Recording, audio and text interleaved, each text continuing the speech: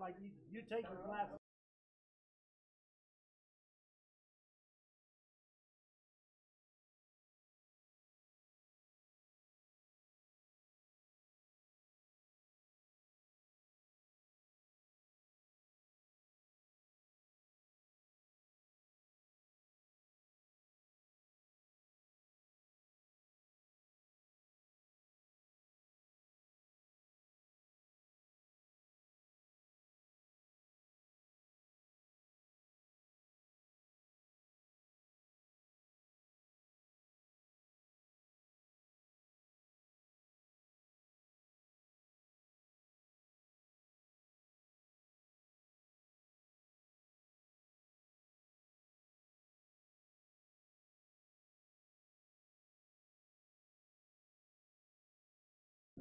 Wands, WANDS.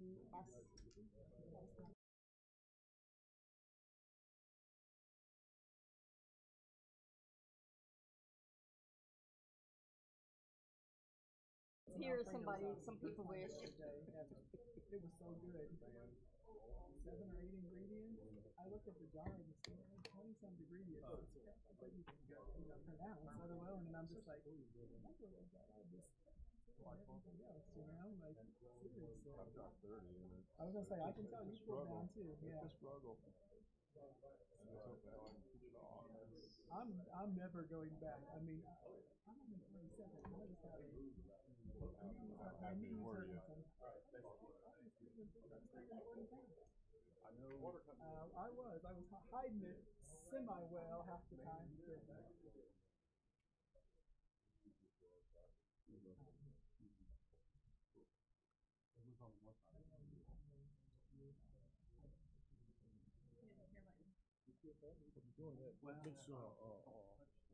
Wand that you counting on them dollars? Yeah. I mean, I don't I had $2.57. Oh, you too, huh? I told him. Something changed. No, but you have to pay.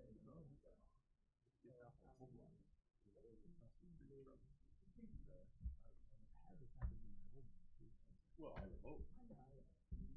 You more scheduled?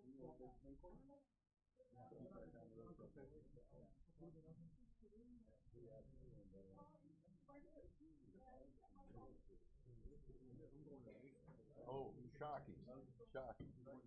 Yeah, some of us pointed that out on multiple occasions. Some things do. Have a good evening. Good, Doug. How are you? Got ball games tonight? They're playing as we speak. Yeah. Back from Oh, did you? No.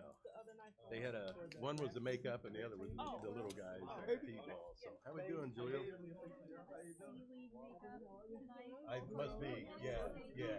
Yeah. Is that who's playing? Yeah. This 90-degree weather that grandparents don't feel quite the same allegiance to go and. I haven't yet because I wanted to do a little bit more research before I The heat. jump into it, kind of thing. So, I would. We'll call him or meeting with him. I'm gonna point you in the direction. This is where I find. This is where you might find him. I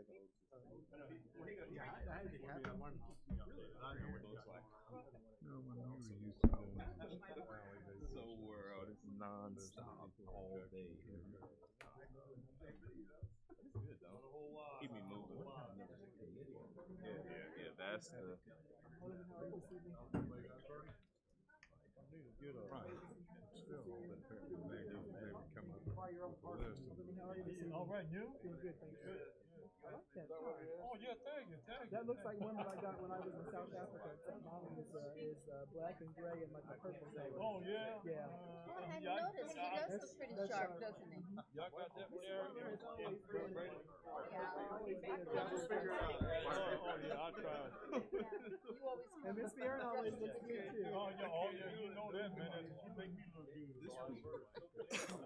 And they usually invoice really fast. There is a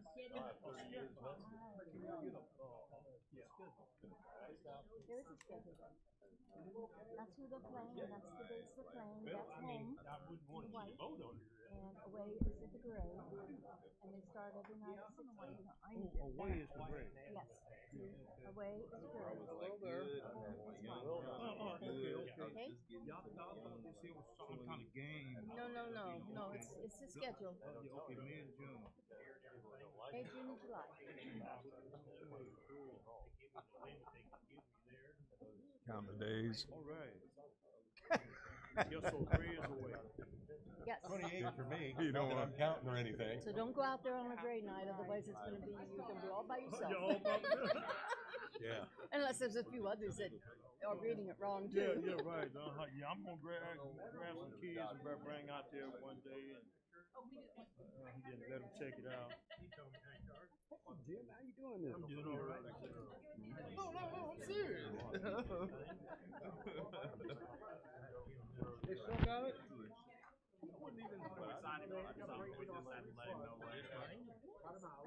You know what? I think I just block a lot and say I'd like to have that one there and. Oh, really? Yeah. Did you get your postcard?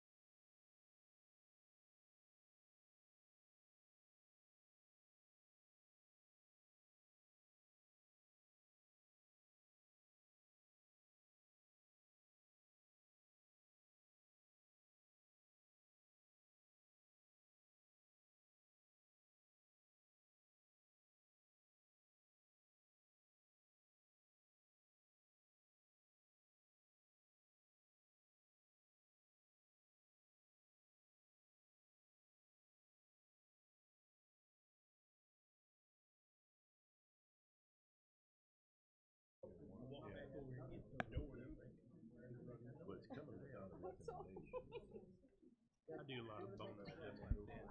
Still working or not? Yeah. Your daughter's A lot of stuff on the plate. go by, you're standing outside talking to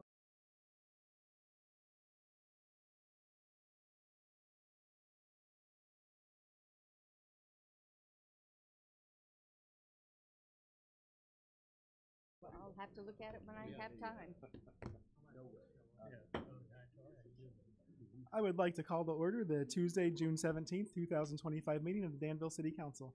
Madam Clerk, roll call to establish a quorum, please. Mayor Ricky Williams Jr., Present. Alderman Ed Butler, Present. Carolyn Wands, Present. James Bouchard, Present. Tom Hightower, Present. Mike O'Kane, Here. Mike Poor, Present. Rick Streeving, Here. Sherry Pickering, Tricia Teague, present, Eve Ludwig, Present. Jaleel Jones, Present. Doug Arns, Present. John Cooper, Here. 12 present. We do have 12 present, so we do have a quorum. At this time, we will have the invocation led by Pastor Robbie Ketcherside, from Crossroads Christian Church. And then we will have the Pledge of Allegiance led by Alderman Jim Pichard. Please rise.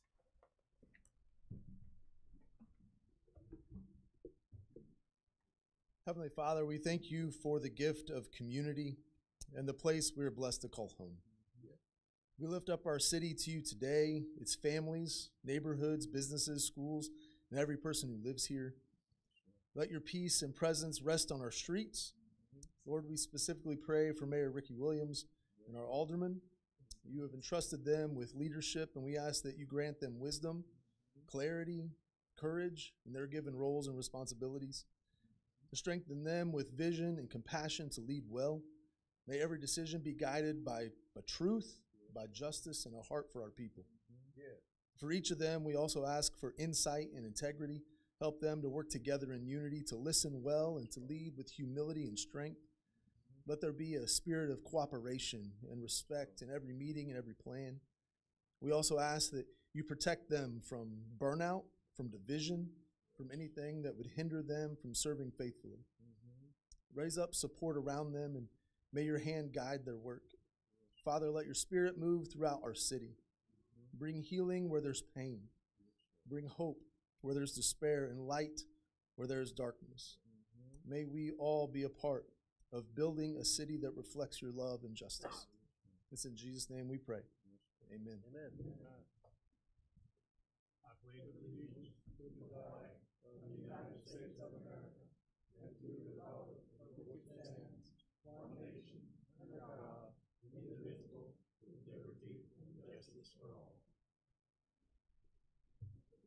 Pastor Robbie, if you'd like to give us an update on things that have been happening or that are coming up at the church, we'd love to hear about I that. appreciate it. At Crossroads, we have worship every Sunday at 9 a.m. We recently went through a transition. Miles Clark was our lead pastor for 26 years from Old Union and then to Crossroads. And now Terry Goodwin is our lead pastor, our teaching pastor. That transition happened in January, but we're continuing to see growth from Terry being there preaching.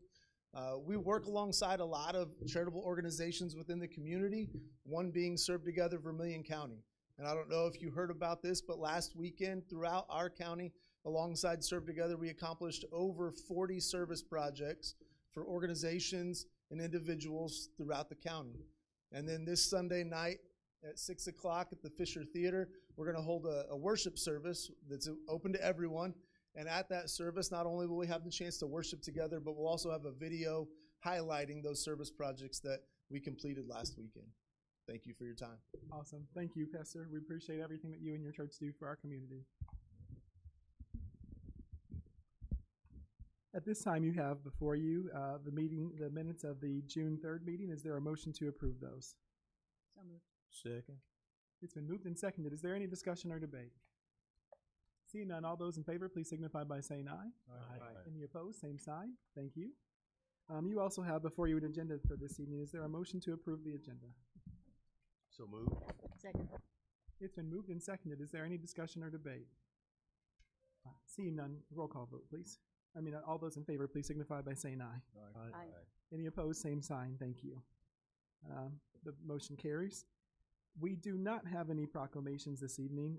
However, before you, I do have two very important appointments for the future of our city. The first is for our Human Relations Administrator position. Miss Tasha Davis comes to us highly credentialed. She's had almost 14-year career in human resources and human relations. She has a lot of very signature credentials that are key to doing this role. She has her bachelor's degree and her master's degree. And I think the thing that I appreciated the most about her, aside from being a good communicator, is when I called 5 different references, and every one of them said to me that Miss Davis was honorable, that she was hardworking, that she was respectful, and she was kind. And the number one thing everyone said is that she was fair. And I think that those things are critical in this role. And so for those reasons, I would ask for your concurrence with this appointment. Move to concur. Second. It's been moved and seconded. Any discussion or debate? Yes, Director Alderman Arns. Thank you, Mayor. My items are not related specifically to the candidate themselves, but regarding the position. This position was created in the late 80s, early 90s at the transition of the form of government. And at that time, as you all know, we had probably 8,000 to 10,000 more jobs in this town, many large employers, some of which were in the hundreds, some of which were in the thousands.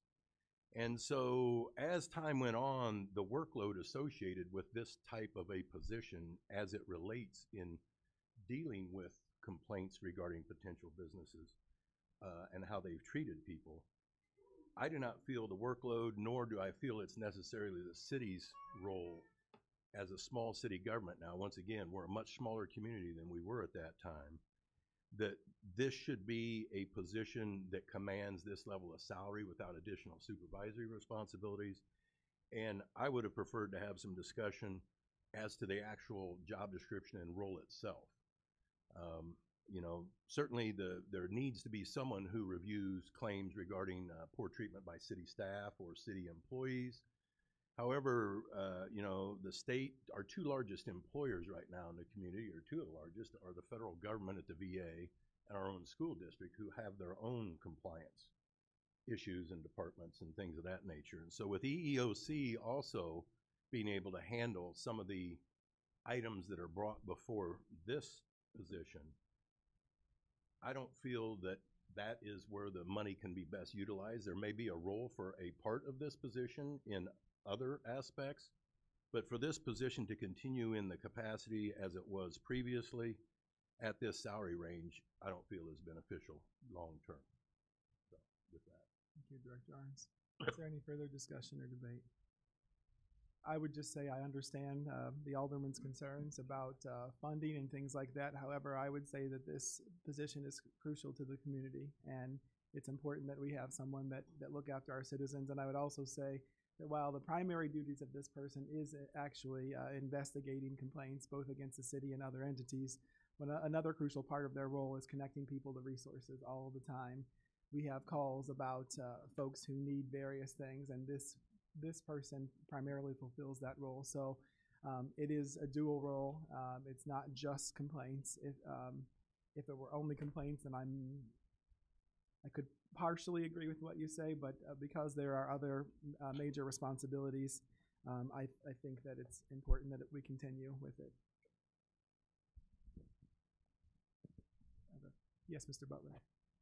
Yes, Alderman Orange, he just mentioned also about the job description. I understand that you redone the job description. Are we going to get a copy of what it's all about, or can we see it? I believe that I emailed that out to you a while ago, but if not, I can certainly send that to you. Yes, was it completed? Yes, sir, but it did contain all of the former job responsibilities. Some of the wording was changed. Alderman Teague, did you? To Alderman Arn's point, I know one of the major responsibilities, I believe that was removed from the job description, but you can correct me if I'm wrong, because I would be happy if they were actually retained with the position, is that housing complaints, which was a large number of the complaints that were heard by a prior administrator, were being shifted from the Human Relations Administrator position to the legal department. So I would imagine that then the amount of work being done by the person who's holding this position would actually be less than what was being done by the prior administrator, unless that is an inaccurate understanding. They will still review all housing discrimination complaints. Housing discrimination complaints, but not all housing complaints, correct? That's correct. Okay. And then the other thing, I don't recall, because I remember comparing the job descriptions, the prior job description with the updated job description. I don't recall seeing anything specifically outlined that related to connecting people with resources, which is a concern that is actually pressing, because I got a phone call from a constituent while I was out of town last week, and I haven't spoken to this person yet. We've just exchanged phone messages concerning being potentially left homeless as a result of a house being condemned by our code inspection. And so I know that one of the things that would happen previously with human relations is that anytime anybody had a particular situation that dealt with a housing issue, human relations got involved to partially connect that person with resources, but particularly as it related to emergency situations, to connect that person to be able to help find them housing, especially as related to emergency housing situations. So I don't recall seeing that specifically in the job description. So can you just potentially outline for us the connection to resources part? Because I don't recall seeing that in the job description that I read, unless... I don't know, to be honest with you. It's been a long time since I looked at that job description. So if you would have asked me this ahead of time, I could have been prepared. But I don't, but that person has always done that, and they will continue to do so. And what will happen if a person has any housing needs that arise as a result of their interaction with legal or anyone else, we will refer them to the administrator, just as we have in the past. Okay, thank you. Thank you. And that person, it does say expressly in their job that they will be a part of the Unmet Needs Committee, which plays a major role in helping in such circumstances. I thought that the Unmet Needs Committee wasn't a city committee, but it was a community-based committee. It is a community-based committee, but it does specifically say that this person will be a part of that committee. Okay. So is there documentation that outlines what that committee does that can be shared with us? They are not a committee of the city of Danville. They are an independent committee, but they have granted the city of Danville a seat on their committee. Is there documentation that can you provide documentation that outlines to us the way in which this position will, and obviously if it's not in the job description, it's not in the job description, but just something that documents what the position will do as it relates to connecting to resources? Because one of the things that happens with all of us, anytime we get phone calls from constituents, we end up having to call around sometimes trying to connect the person to resources. So if we actually have that information that's already documented, we could easily just look on a document and say, hey, call this person. Because one of the complaints that people have is that often they're calling around city departments trying to find the right resource and may not necessarily know what the right resource is. And so if we can streamline that, a document that outlines that, I can't speak for everyone else, but I most certainly would read it and say, according to this document, this is the person you should call for this. Because there have been many times that I have called multiple people trying to find the right resource. So I do believe Administrator Allis provided such a card for you all recently at a council meeting that explained different services that were available to people with their contact information.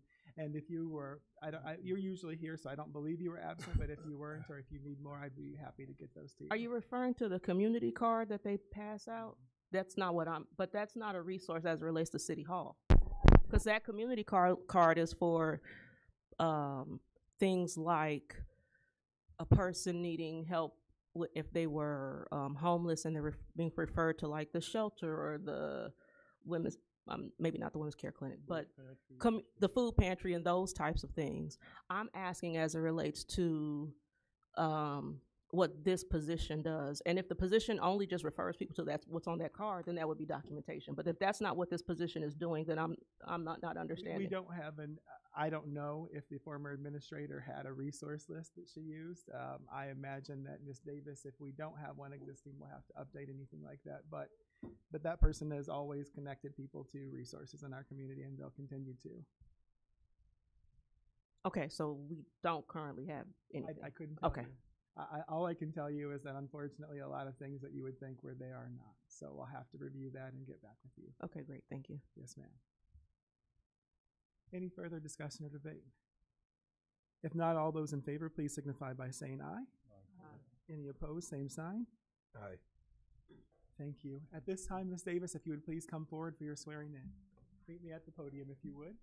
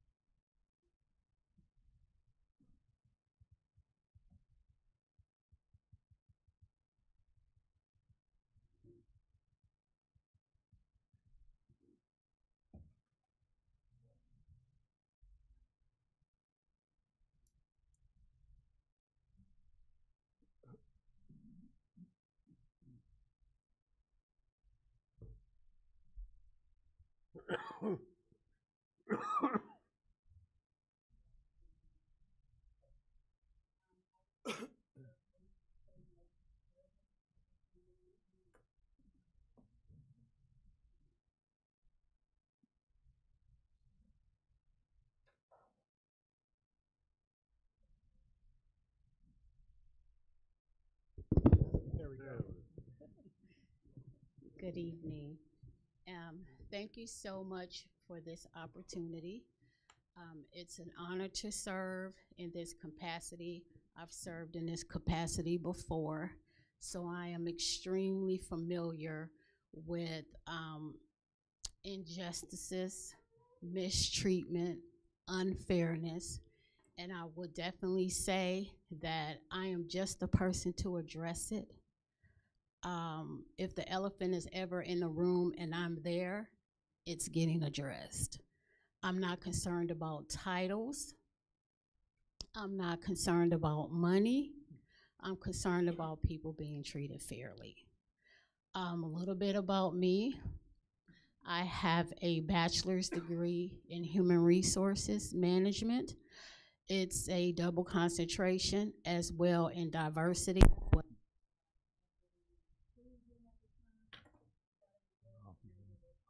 Miss Davis, hold on just a moment. I apologize. It's gone out on us.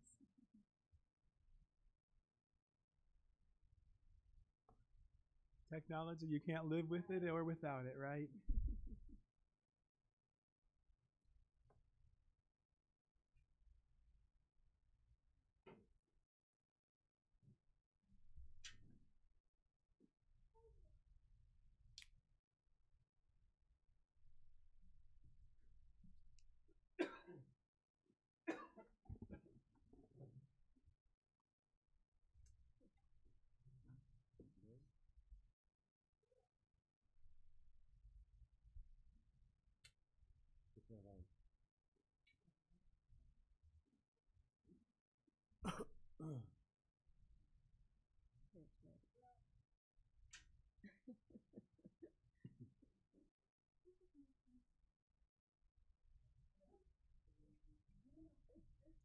We have to record it. It's recorded. We have to record it, and also so that the listening audience can hear you. Sorry, Miss Davis.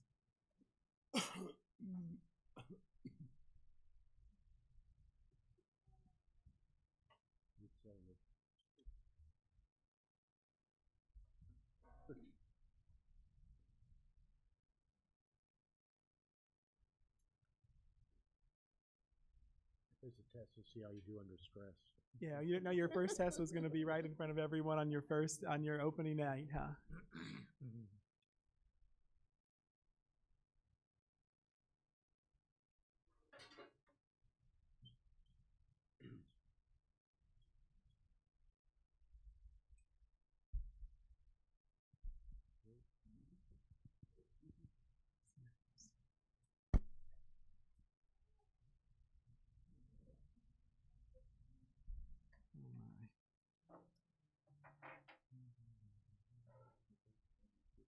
Miss Davis, if you wouldn't mind, if you could come and sit next to Chairman Poore, and then we can finish having your remarks.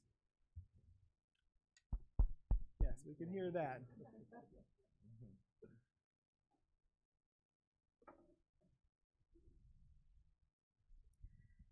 I was saying, I have a bachelor's degree, HR management and diversity.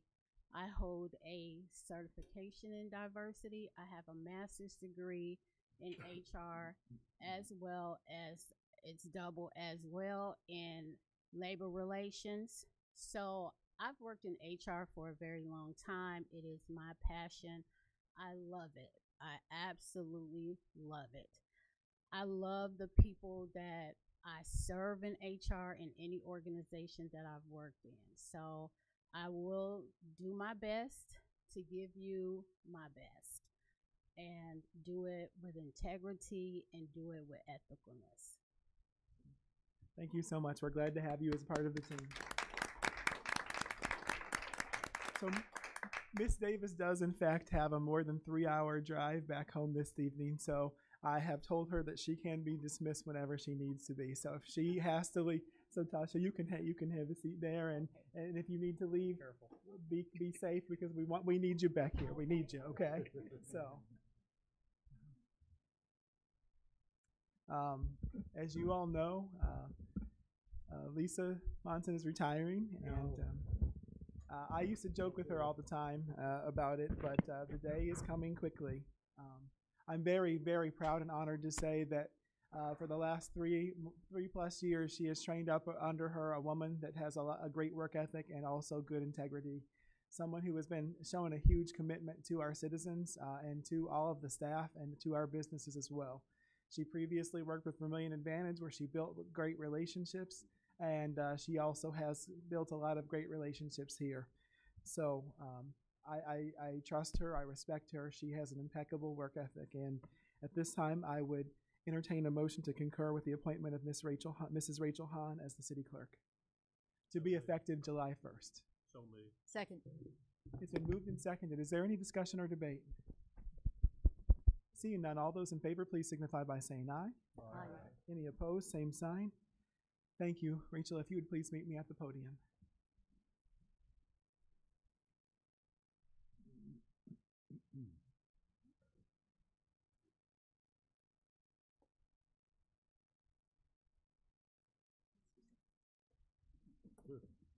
This is my big It just always works out this way. If you would please raise your right hand and repeat after me. I, Rachel Hahn, I, Rachel Hahn, do solemnly swear or affirm do solemnly swear or affirm that I will support the Constitution that I will support the Constitution of the United States of the United States and of the state of Illinois, and the state of Illinois, and that I will, and that I will, according to the best of my skill, according to the best of my skill, ability, and judgment, ability, and judgment, faithfully and impartially, faithfully and impartially, perform all the duties perform all the duties enjoined upon me enjoined upon me as city clerk as city clerk of the city of Danville, of the city of Danville, county of Vermilion, county of Vermilion, state of Illinois. state of Illinois, so help me God.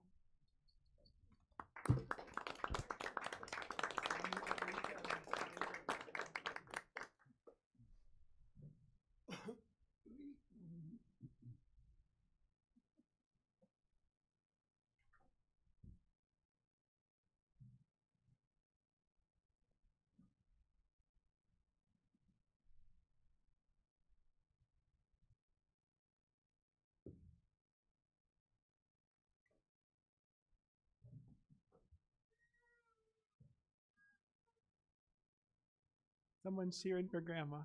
I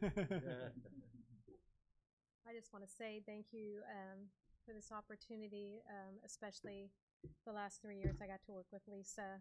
The city's losing a great asset, but I'm happy for her on her retirement. And we just are going to plan on doing a great job just like she has done in the past, and we're just going to keep helping where we can. So thank you. Thank you very much, Rachel.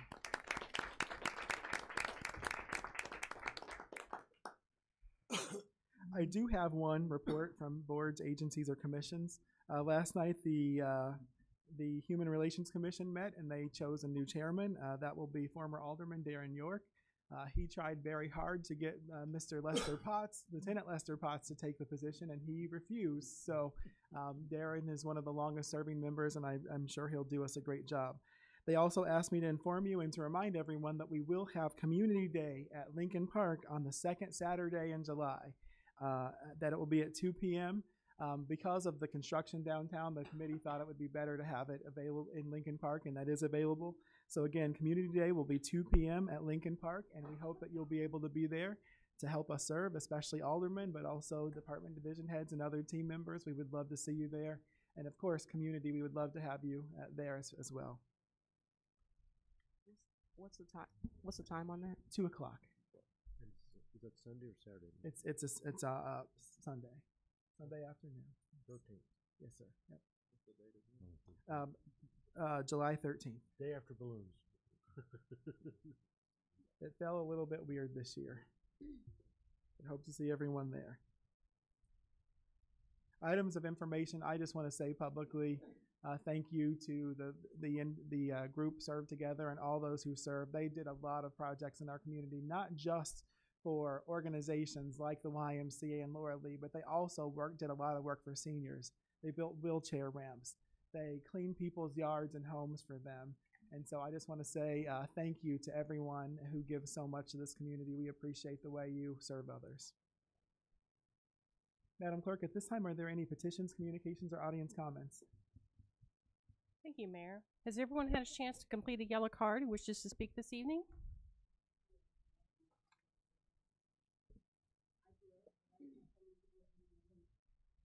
Sister Bourne, you can just bring that up to the clerk, and she'll call you up soon.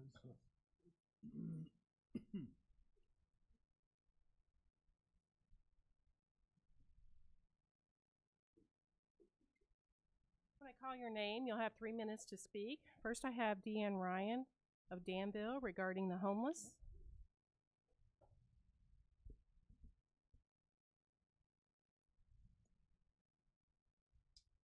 Hello again.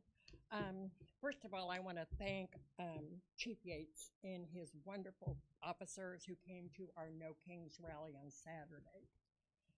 They were so accommodating, and they even thanked us for our peacefulness and making their job easy.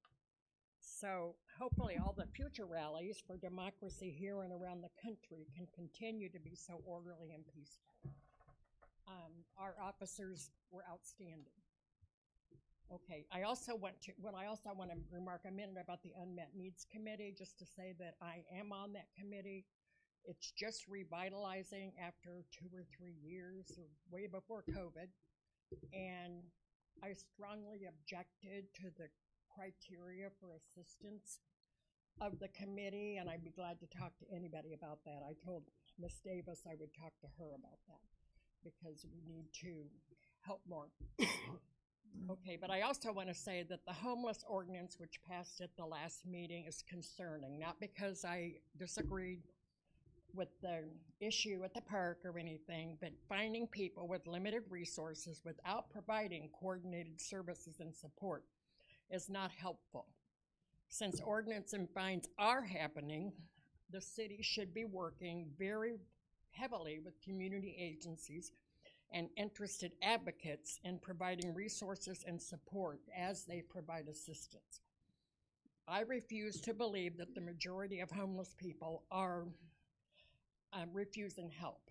If anybody wants to come to the dwelling place on a Monday or a Friday and see how desperate the people are and how hopeful they would be for housing or shelter or anywhere to lay their head, you would see that.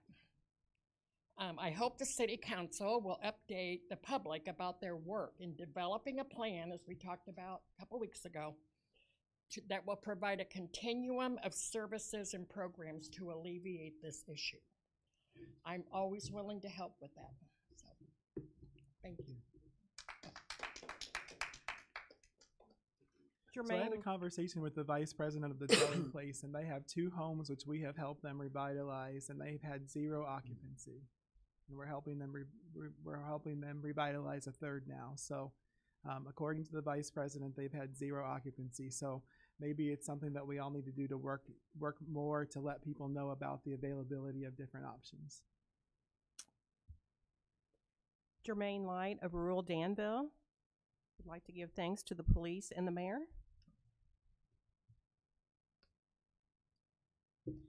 Hello. It is really a pleasure to be here to do this. And I know that Deanne already said thanks, but I'm going to say it too. I'm a volunteer in the Indivisibles group with Deanne. And I was the one that spoke with the police, the Danville police, before the event, and arranged with the city to have the event on the corner of Fairchild and Vermilion. And by the way, we also had a couple of other rallies this year too, one in front of the VA in April and one in downtown Danville at several different sites on May Day, May 1st. So this was our 3rd one, and every time that we have had any exchange with the police about this has just been absolutely wonderful. They have all been so professional. I can't tell you how it warms my heart to have this, because this is a very important time right now. And we are defending the U.S. Constitution and our right to gather and speak our minds, and even our opponents' rights to gather and speak their minds if they wish. But that's important, and it's what our country's based on, and the professionals in this town honored that, and it felt so good. Police Chief Yates, sir, you were just fantastic. Appreciate it. Deputy Chief McCord set us up with Lieutenant O'Brien at the May Day March, and he was just wonderful. Then for the June one, we had, if I'm remembering correctly, Sergeant Olson and 2 other police officers that were assigned by Deputy Chief Webb for us to have that day. And they put their police cars on either side. I don't know if any of you drove by, but we wrapped around the corner in a long line on the sidewalk, and they put their police cars at either end of those 2 lines. And then those 3 officers stood in the parking lot the whole time. And I can't tell you how good that felt. I mean, my gosh, I know that the police and the mayor do things all the time to help us and all kinds of public officials that we never thank them for. But I just want to say that time, it really stood out in my mind how they were there when we needed them. And also, we didn't have permission to be on the parking lot. And we understand why. It's an insurance thing, because it wasn't cleaned up properly and wouldn't have been safe, they thought. But we were just too big of a group. We had no idea we were going to get 300 people. Over 300 is what we counted. We were hoping for 100. So it was just too many people to have on the sidewalk. And so I guess my time's up.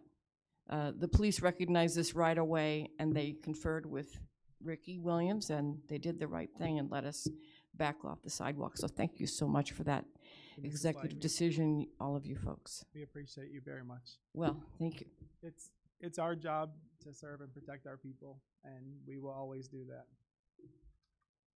PJ Bourne of Danville regarding the street name change.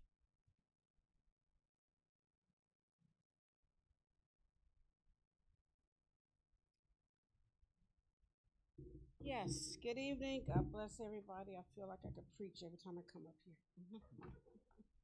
But anyway, I want to address this again. So last week, amen, I still feel like I want to preach. So last week, we shared the opportunity of me allowing and bringing to your attention that I want to change the street where I live. Again, I am the only one that live on that street. I'm the only one in that area, and I own that land. So, since I'm there, I propose to you to help me name that street. The street is not going to be named after me personally, as there are some streets that has been named by one particular person. For instance, a teacher at Danville High School back in 1851 up into 1981, she changed the name of Hazel, which used to be Swell, S-W-E-L-L. There were a group of people that came to live in Danville that were German, and they had a whole neighborhood called Germantown. I merely want to change my street. I'm the only one that lived there.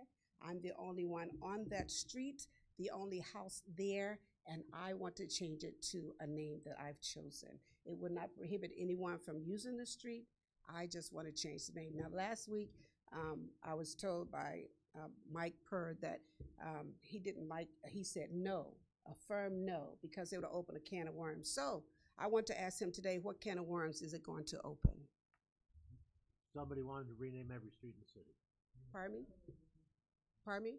Somebody wanted to rename other streets in the city. If they lived in the cul-de-sac such as I did by myself, I see no reason for that. And I didn't say a firm no. I said it would go to this full council for more discussion and a vote. Okay. The committee did not recommend it going forward. Well, here we are. Here we are. And since I'm the only one on that street, what would prohibit the name from being changed? When it was there, built in 1966, it was named by the Dr. Harding. And then it was later named. Later someone else moved when he sold it in 1976. Then it was sold again to 2006 to Eve Ludwig. And then she sold it to me. Now, they may not have wanted to change it, but I do, because I'm the last one there. So I propose that to the council, that they would consider that. I'm the only one there. It's not going to affect anyone but me. And it's my prerogative, and that's what I want to do. So I bring that to you, hoping that you would see it in that regards. If it was someone else on the street, I can understand that. I wouldn't bring it to your attention because it would be other people affected besides me. But in this instance, I'm the only one. And that's why I'm bringing it to the council. And so is there a specific reason, Ms. Bourne, that you want to rename the street? Yes. In Danville, we have taken a lot of chances on naming streets and memorializing. And I've chosen to name it after my grandson. I'm the mother. I signed the name on the form to have this home and this land. And so I want to name it in memory of him. Since I still live there and my name is on the deed, then that's why I want to put. Now, again, I'm not putting my last name on there.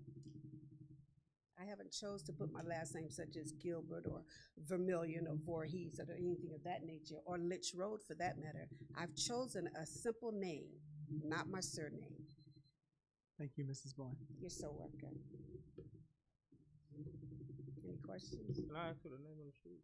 What you want to name it? Yes, I want to name it Christian Jace. That's on the latter part of this amendment agenda that you have in front of you.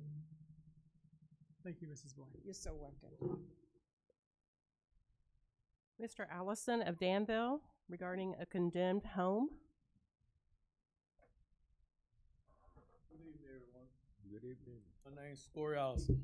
I'm moved in from Atlanta, Georgia. Recently I went to school at Danville for construction, and I work in construction. My brother made a promise to me if I went to school, complete a task, he'd give me the home. He gave me the home. Before I got ready to start working on it, they had put a condemned sign on it, but I had to get the permits, so I applied for the permits. While I was applying for the permits, I talked to Ricky and different ones that was over the boat that was for the city that does all the inspections and stuff. And then they said, you know, you got to get this, and this. So I did that because I'm home. I can work on my own home. The problem is they're saying now that the house is in condemned that I have to go before the panel and get them to reverse it. The issue I have is if I'm taking the time to try to fix something that's mine and not giving y'all a runaround and I'm actually doing the work, what's the problem me trying to keep something that belongs to me versus somebody condemning it when I can fix it? It shouldn't be. That's the point I'm trying to make. So my thing is, I would like to know how to get on the committee to help the homes that can be repaired versus just tearing them down. We're spending $14 million on homes to get tore down when there are homes that can be saved. It's so many homeless people, so many people with homes that cannot afford it because of the crisis that went on with the 9/11, with COVID and stuff. So it's not like I'm one of those persons that's not trying. I could see if y'all been getting people that run around doing A, B, C, and D. Yes, I understand that. But when a person is taking the initiative to try to fix the problem, why y'all cannot help and assist and say, hey, let me see what I can do to help you to make it better, versus let's just tear it down because it got to be tore down and then charge me $10,000 to tear it down, which is money I don't have.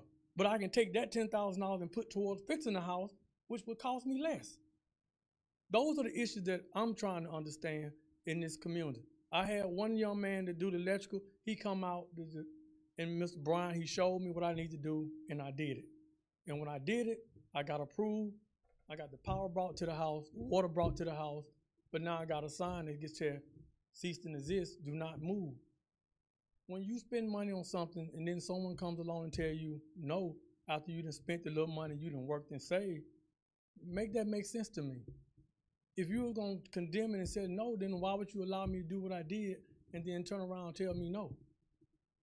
That's not fair. I go to school, I work, I do stuff in the community to help people, and I can help.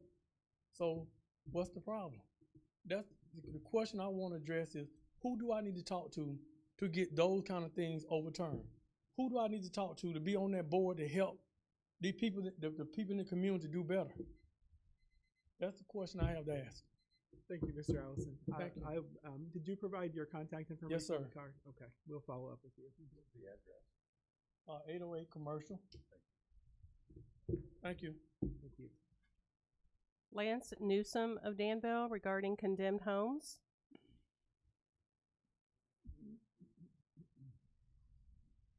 How you doing? My name is Lance Newsom. I'm concerned about the house on 927 North Franklin. Pretty much you just took all the words out of my mouth. I also feel that if I can go to school and do the work, why am I not allowed to? This community is on a downstroke, and somebody needs to uplift it. Somebody needs to sit there and take time out to care again.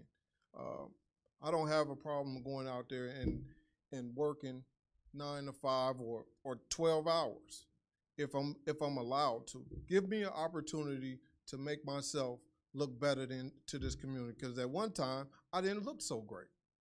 I made bad choices. I can understand that. And I might make choices down the road, but I have you guys to help me understand how to move forward in the right direction. And all I'm asking is, give me a chance to make better of what I got, because it's mine. I worked for it, I earned it, let me fix it and prove that I can do something better. That's all I have to say at this time. Thank you, Mr. Newsom. Just a couple of questions in regards to, I sort of agree with everything these guys are saying. If a house is condemned, and they're wanting to revitalize it or whatever, why are we stopping them? Or, I mean, all I can say is that there are different circumstances and different rules that apply to different things. Mr. Kronk is off this evening, so he's the expert in that area, and I would defer to him. So when he's back, we'll follow up with him. I guess, is there a quote unquote panel to decide? I don't know.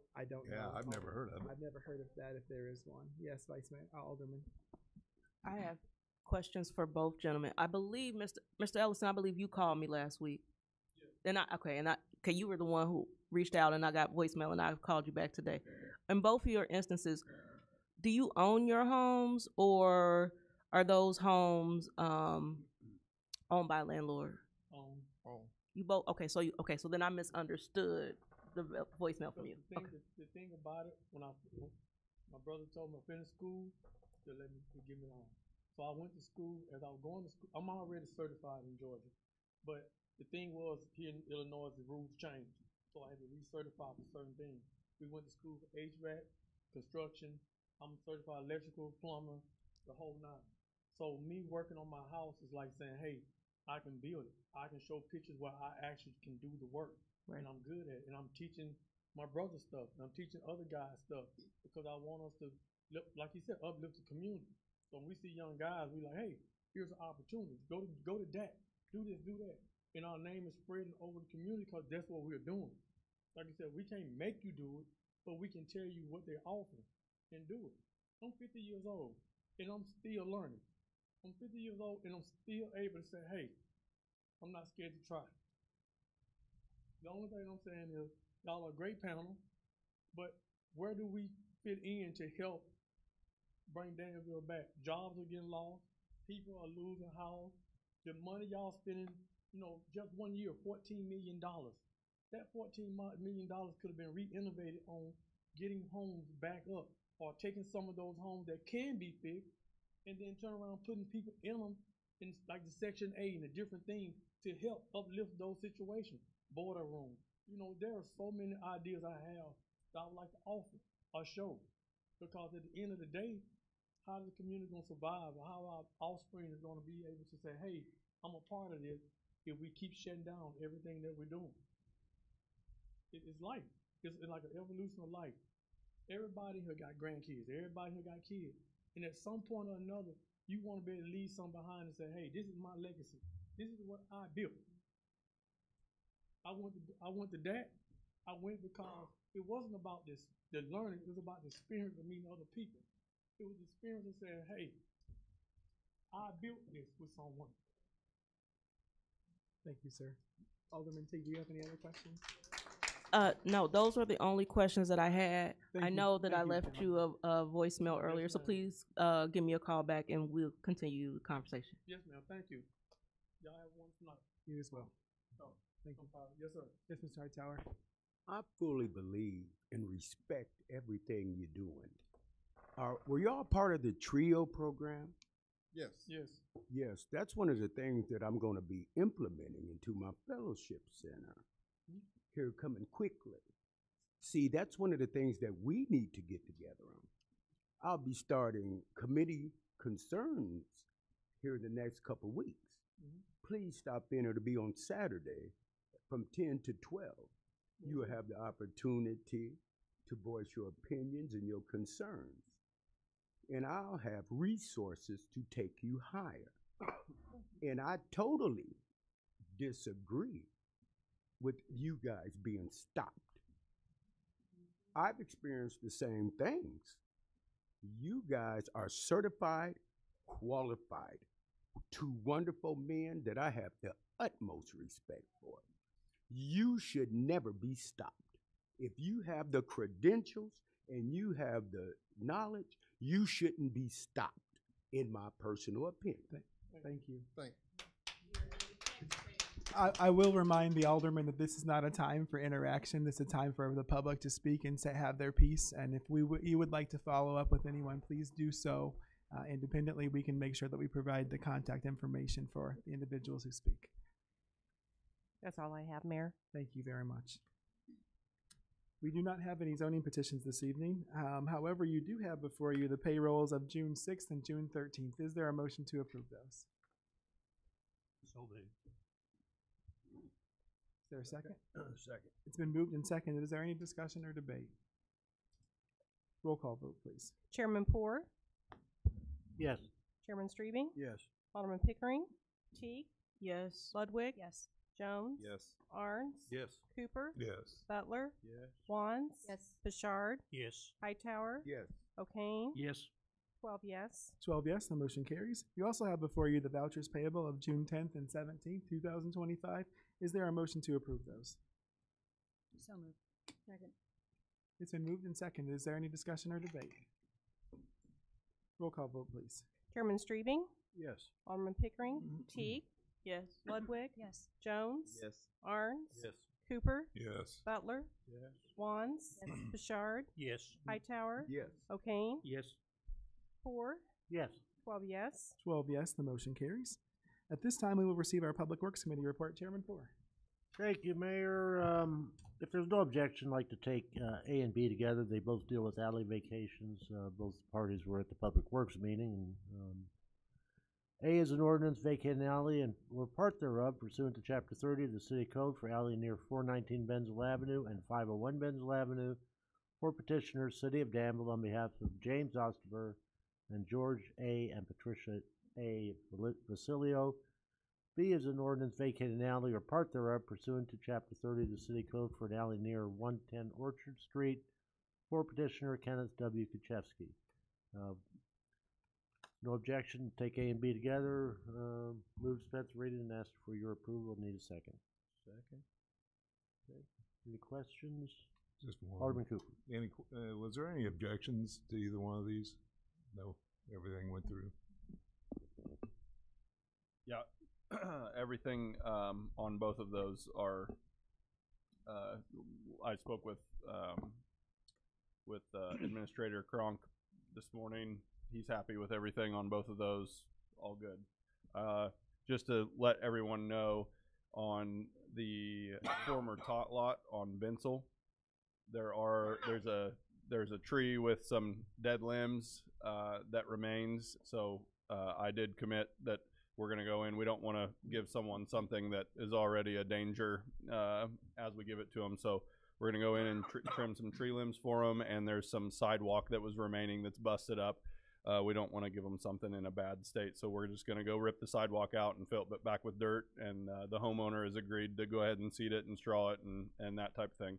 So we're going to do that here within the next month. That was Mr. Vasilio that was concerned about that, so they've addressed that. Right. Micah, Yeah. it's out in my ward. They weren't real happy because they lost the tot lot. I've had a lot of people, man, believe me, probably since it was shut down, probably every time we have a meeting out there for Vermilion Heights, I hear about it. I don't really care one way or the other myself, but my constituents didn't want me to vote for this. Has nothing to do with Jim Osterberg or the Vasilios, so I'll be voting no on this evening. Other questions? Chairman, Yeah. if I may, although we've had they've expressed, maybe some folks have expressed some concern to Chairman Streebing, we did ask them at that specific, at the meeting that we had, the neighborhood association meeting, there were probably 40-ish people there, if there were any objections, and most of them were very supportive of it. There was one woman who was very vocal in opposition to it, but at the neighborhood association meeting, most of the rest of the people were vocally in support of it. So.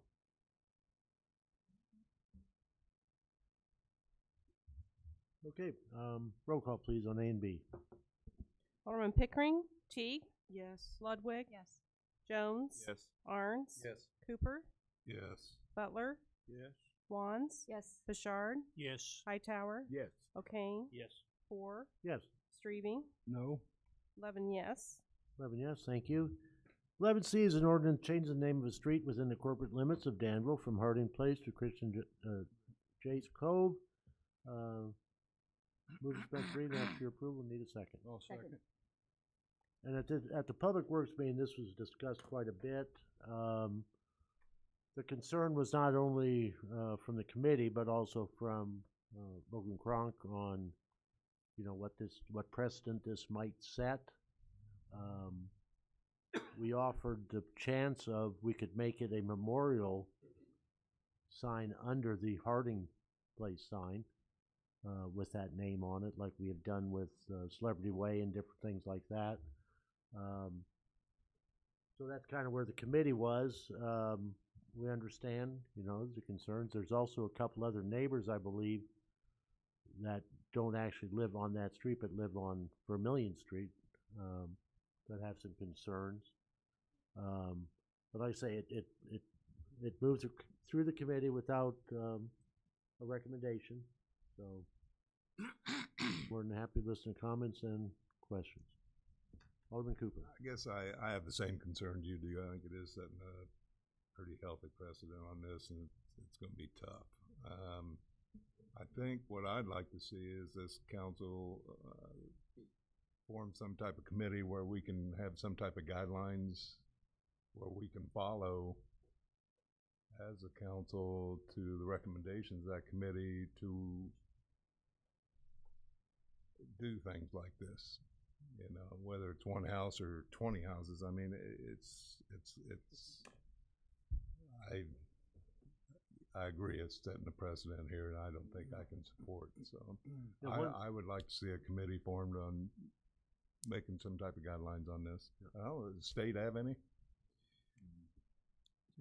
Go ahead, man. So Alderman Cooper, I have asked for naming guidelines from the county and from a couple of other entities so that we could have some suggestions on how other entities or other communities handle it.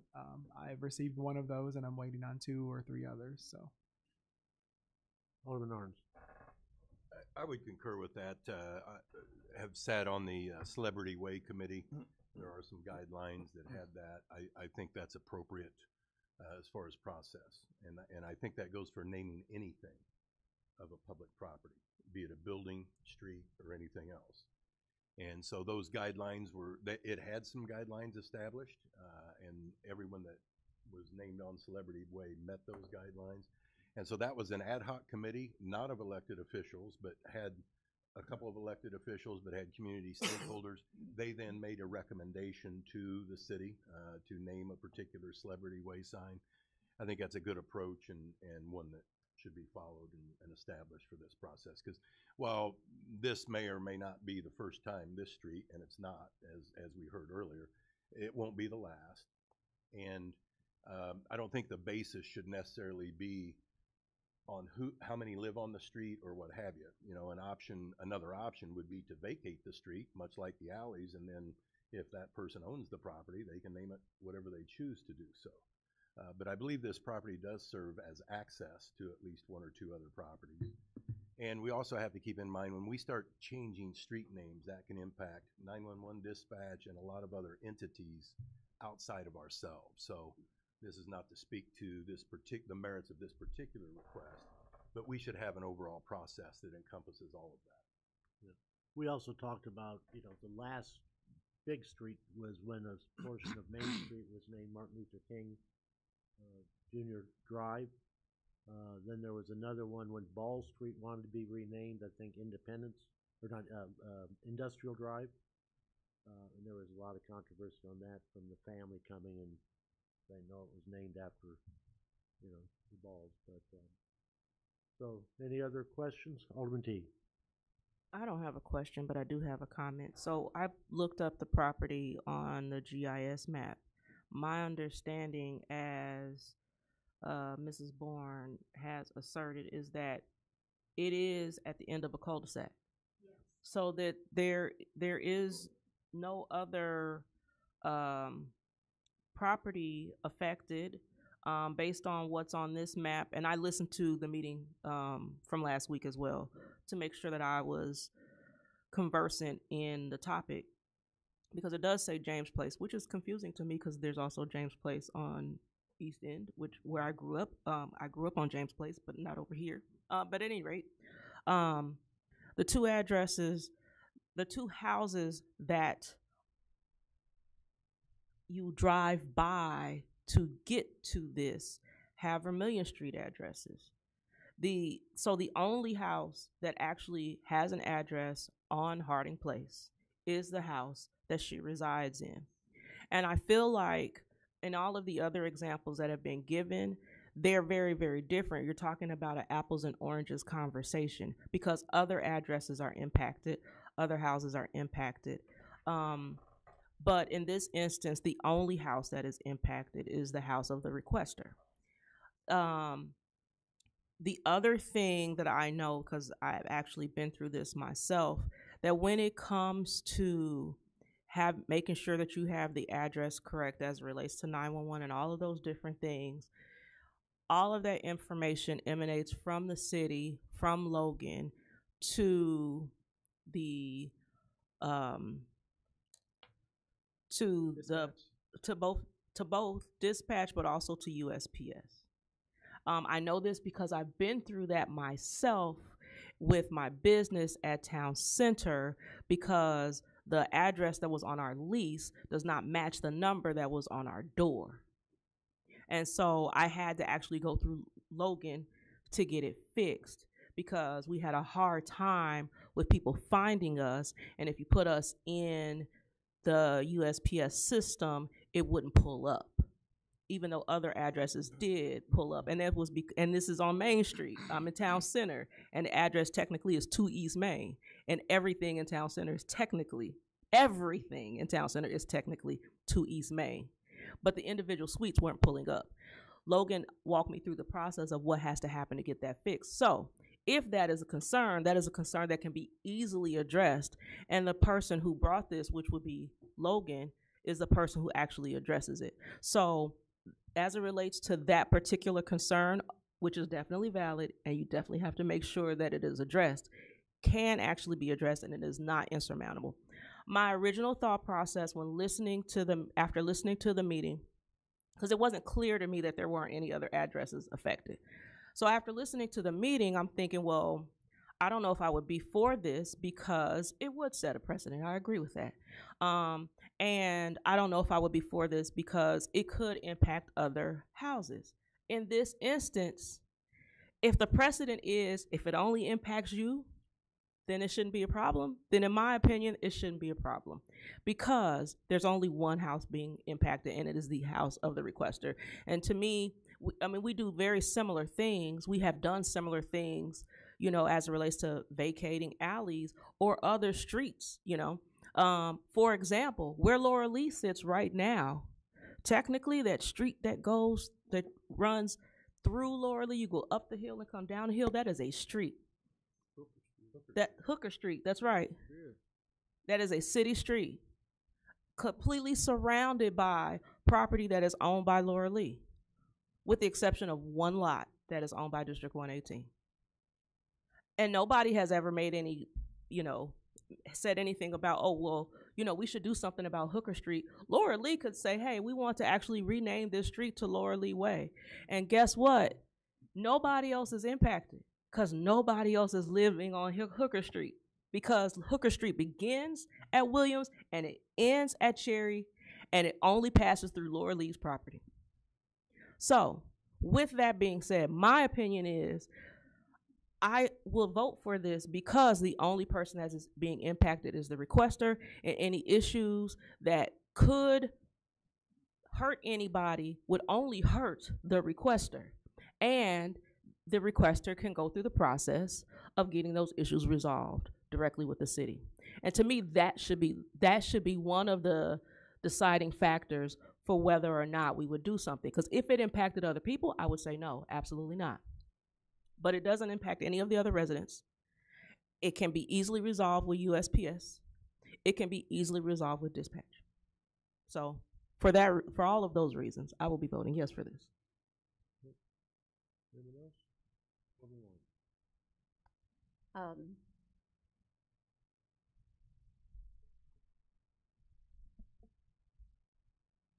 At this moment, this petitioner lives at this address.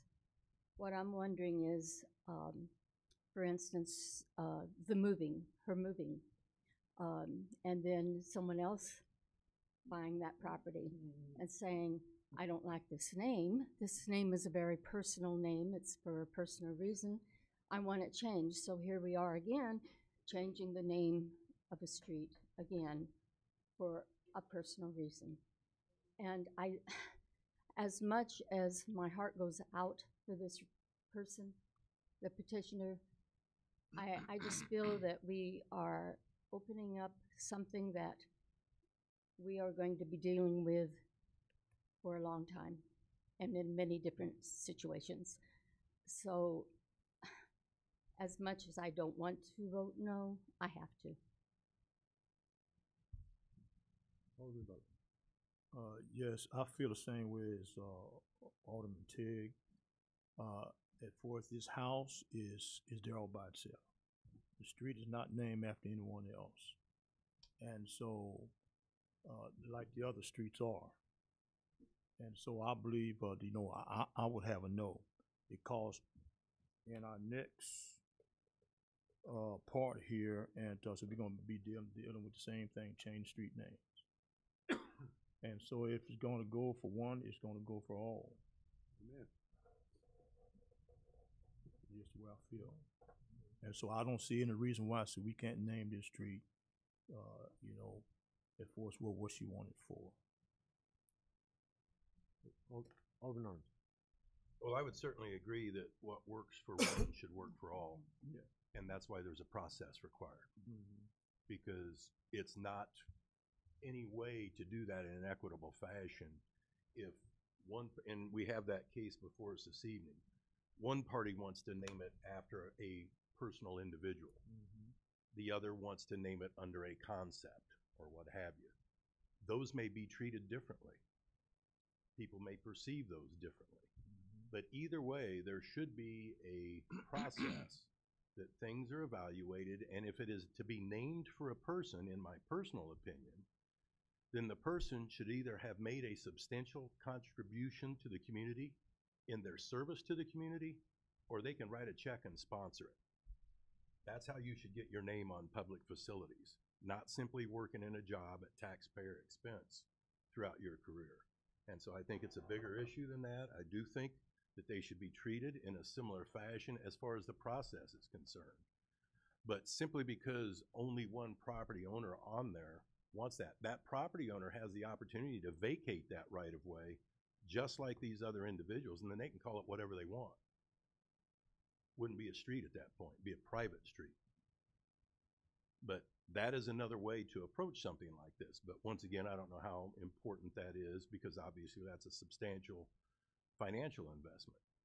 But in terms of naming it after personal individuals, there should be a standard, and everyone should reach that standard or it not be named. So I agree. As far as personal names, it should all be the same standard. Alderman Luckett. I was just listening to Alderman Butler, and I just wanted to give some context and some history to Harding Place, because it was named after somebody. It was named after Dr. James H. Harding. He had 5 drugstores in Danville. He was a doctor. He performed medical procedures within that house, 9 Harding Place. Prior to 1965, that roadway, which is called Harding Place, which has had 2 houses with driveways attached to that roadway, was just an alleyway. It wasn't a street at all. It wasn't James Place or anything else. it was just an alleyway. And when Dr. Harding purchased the property, which is now 9 Harding Place, he built a home there, and that does have that cul-de-sac. So there are three homes that have access, and the only access off of Harding Place. The 2 homes that were built prior to 1966 that used that alleyway as access to their driveways. So Dr. Harding passed away in 2001. One of the pharmacies that he had here in Danville is now Dr. Ashton's dental practice. So that building still exists. I don't know about the other 4 pharmacies here in Danville. He had 5 children. I don't believe that any of them are still here in Danville, but the Harding Place was named after this doctor that resided here in Danville. So I just wanted to give some context to that. And I just also wanted to mention that my husband and I sold the property 9 Harding Place to P.J. Bourne, and so I will be abstaining from my vote because of those personal reasons. Anyone else? Alderman Rutherford, go I ahead. just had one quick other remark. So I was talking about the 2 neighbors that have their driveways that attach to Harding Place, and they're Vermilion Street addresses like what we have been talking about, but they access their drive off of Harding Place. So I know we're talking about vacating and purchasing. So my question, I guess, would be, how would those neighbors be affected who have the driveways off of Harding Place if Harding Place was vacated and then purchased by the Bournes? So I don't know if anybody would have an answer to that, or if that's to me, that could also be a concern. Because it is, I mean, they have an interest in that drive. Well, the vacation alderman would come before the city council, so we would have to approve that. And I understand your point, but I do think that's a separate issue. But I think I understand your point, but I think that's a separate issue, and we're not considering that this evening.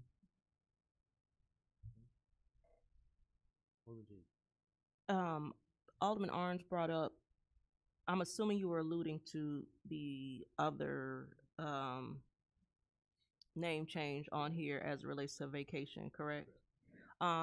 So I don't think I heard 2 points. Number one, I remember hearing from the meeting last week, Administrator Cronk saying we had to do the name change before they vacate. I'm not sure why it has to be done in that order. I don't know if Director Rui has any insight for why it has to be done in that order, but I listened to the meeting this morning. And so in listening to the meeting this morning, one of the things that he said was they're wanting to change the name, that the only other property that has access is Blue Cross ThyssenKrupp wants to change the name. Blue Cross Blue Shield has access, and the reason why it's relevant to this discussion on this point is because we brought up vacation. And what he said was that the intent was that they're wanting to vacate it so that the city would no longer have ownership, but the city needed to change the name first.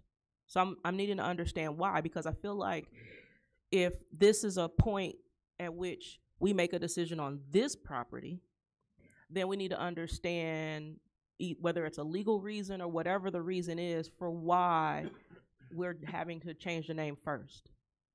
So this is my understanding. So granted, I might be wrong here, but I believe that this is the way Administrator Cronk explained it to me. If we don't change the name of the roadway, the address of ThyssenKrupp does not change prior to basically, if we were to abandon the roadway, their address would remain the same. So changing the name of the roadway would change their address. Then we would abandon the roadway. Their address would still remain that. Basically, whatever their address is prior to us vacating the right-of-way is what their address would continue to be. That's my understanding.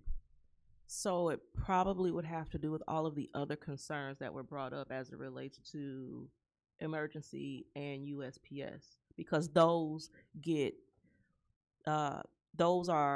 that information gets passed from the city to USPS. There's actually a file upload or something that Logan has to do for that to change. And then it also, as it relates to emergency services, that comes from Logan to them. So we can't change it if we don't have it. which is why we have to change it first, which also would affect this. Because to your point, if she wanted to vacate the property and then change the name, she can't, because it has to come from the city.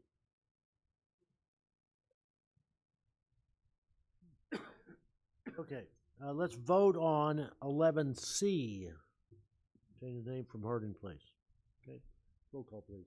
Alderman Teague, Yes. Ludwig, Abstain. Jones, Yes. Arns, No. Cooper, No. Butler, Yes. Wands, No. Bouchard, No. Hightower, Yes. O'Kane, Make it way.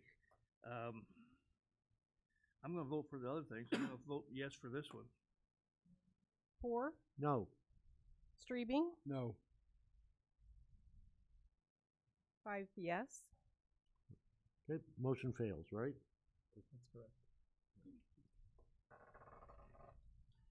Okay, moving on to 11D, an ordinance change the name of a street within the corporate limits of Danville from Waltz Creek to Dynamic Place. Move to suspend 3 and ask for your approval. Need a second. I'll second. Questions on Alderman Arns? I don't have any questions, but I will be voting no until we establish a process. You know, I don't have any the other one may make it through after a process has been established. I just don't think we should pick these willy-nilly unless there's some pressing matter that I'm not aware of on either of these. Either one could be approved after a proper process has been established and the standards are created. So I would consider my vote at that time. Dave, do you know, was Logan able to contact the CEO? You know? Yeah, I guess in what particular, so in addition to, I guess, what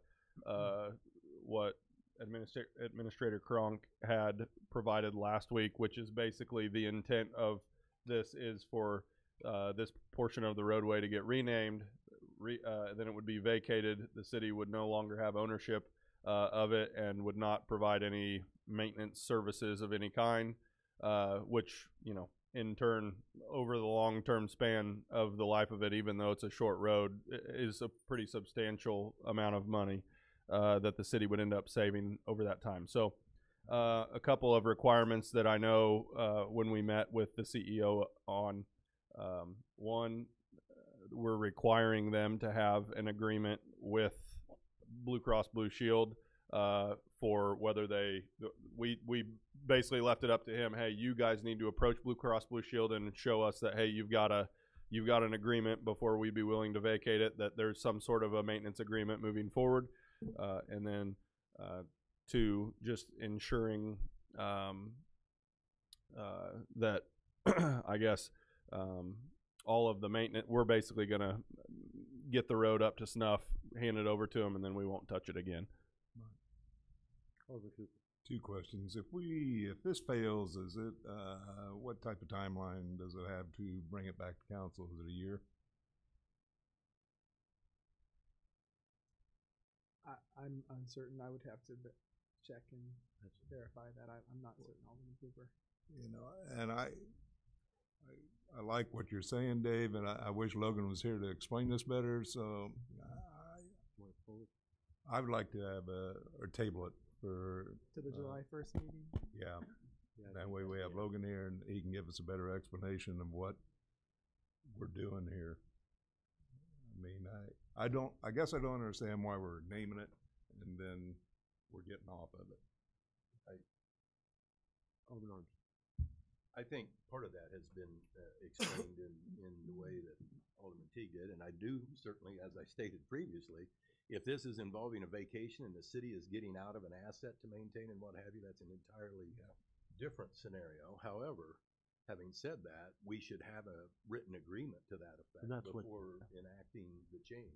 That's what they were working on, Logan. Typically, and there's the an CEO. access agreement, easement access to address some of the concerns that Alderman Ludwig explained, but certainly seems like it could be supported if it's going to create that financial savings with more clarity. I mean, I think we could make an amendment tonight that would allow the ordinance to pass concurrently with a vacation and a purchase. by Tyson Krupp of the property. And I think if it was running concurrently, then the vacation and the purchase would happen at the same time that this ordinance would pass. And I'm happy to try proposing an amendment. Chairman, I do apologize, just a point of order. Alderman Cooper, and I apologize, Vice Mayor. Alderman Cooper has put a motion on the floor. Was there a second to the motion? Second. So we do have a motion on the floor. Or to table it, or to postpone it till July. First meeting in Tuesday, is that sufficient time? To start it? Pardon? Did we bring it up and get a second to start it? Yes, Alderman Cooper. Mayor, made the okay, would motion. that be sufficient time?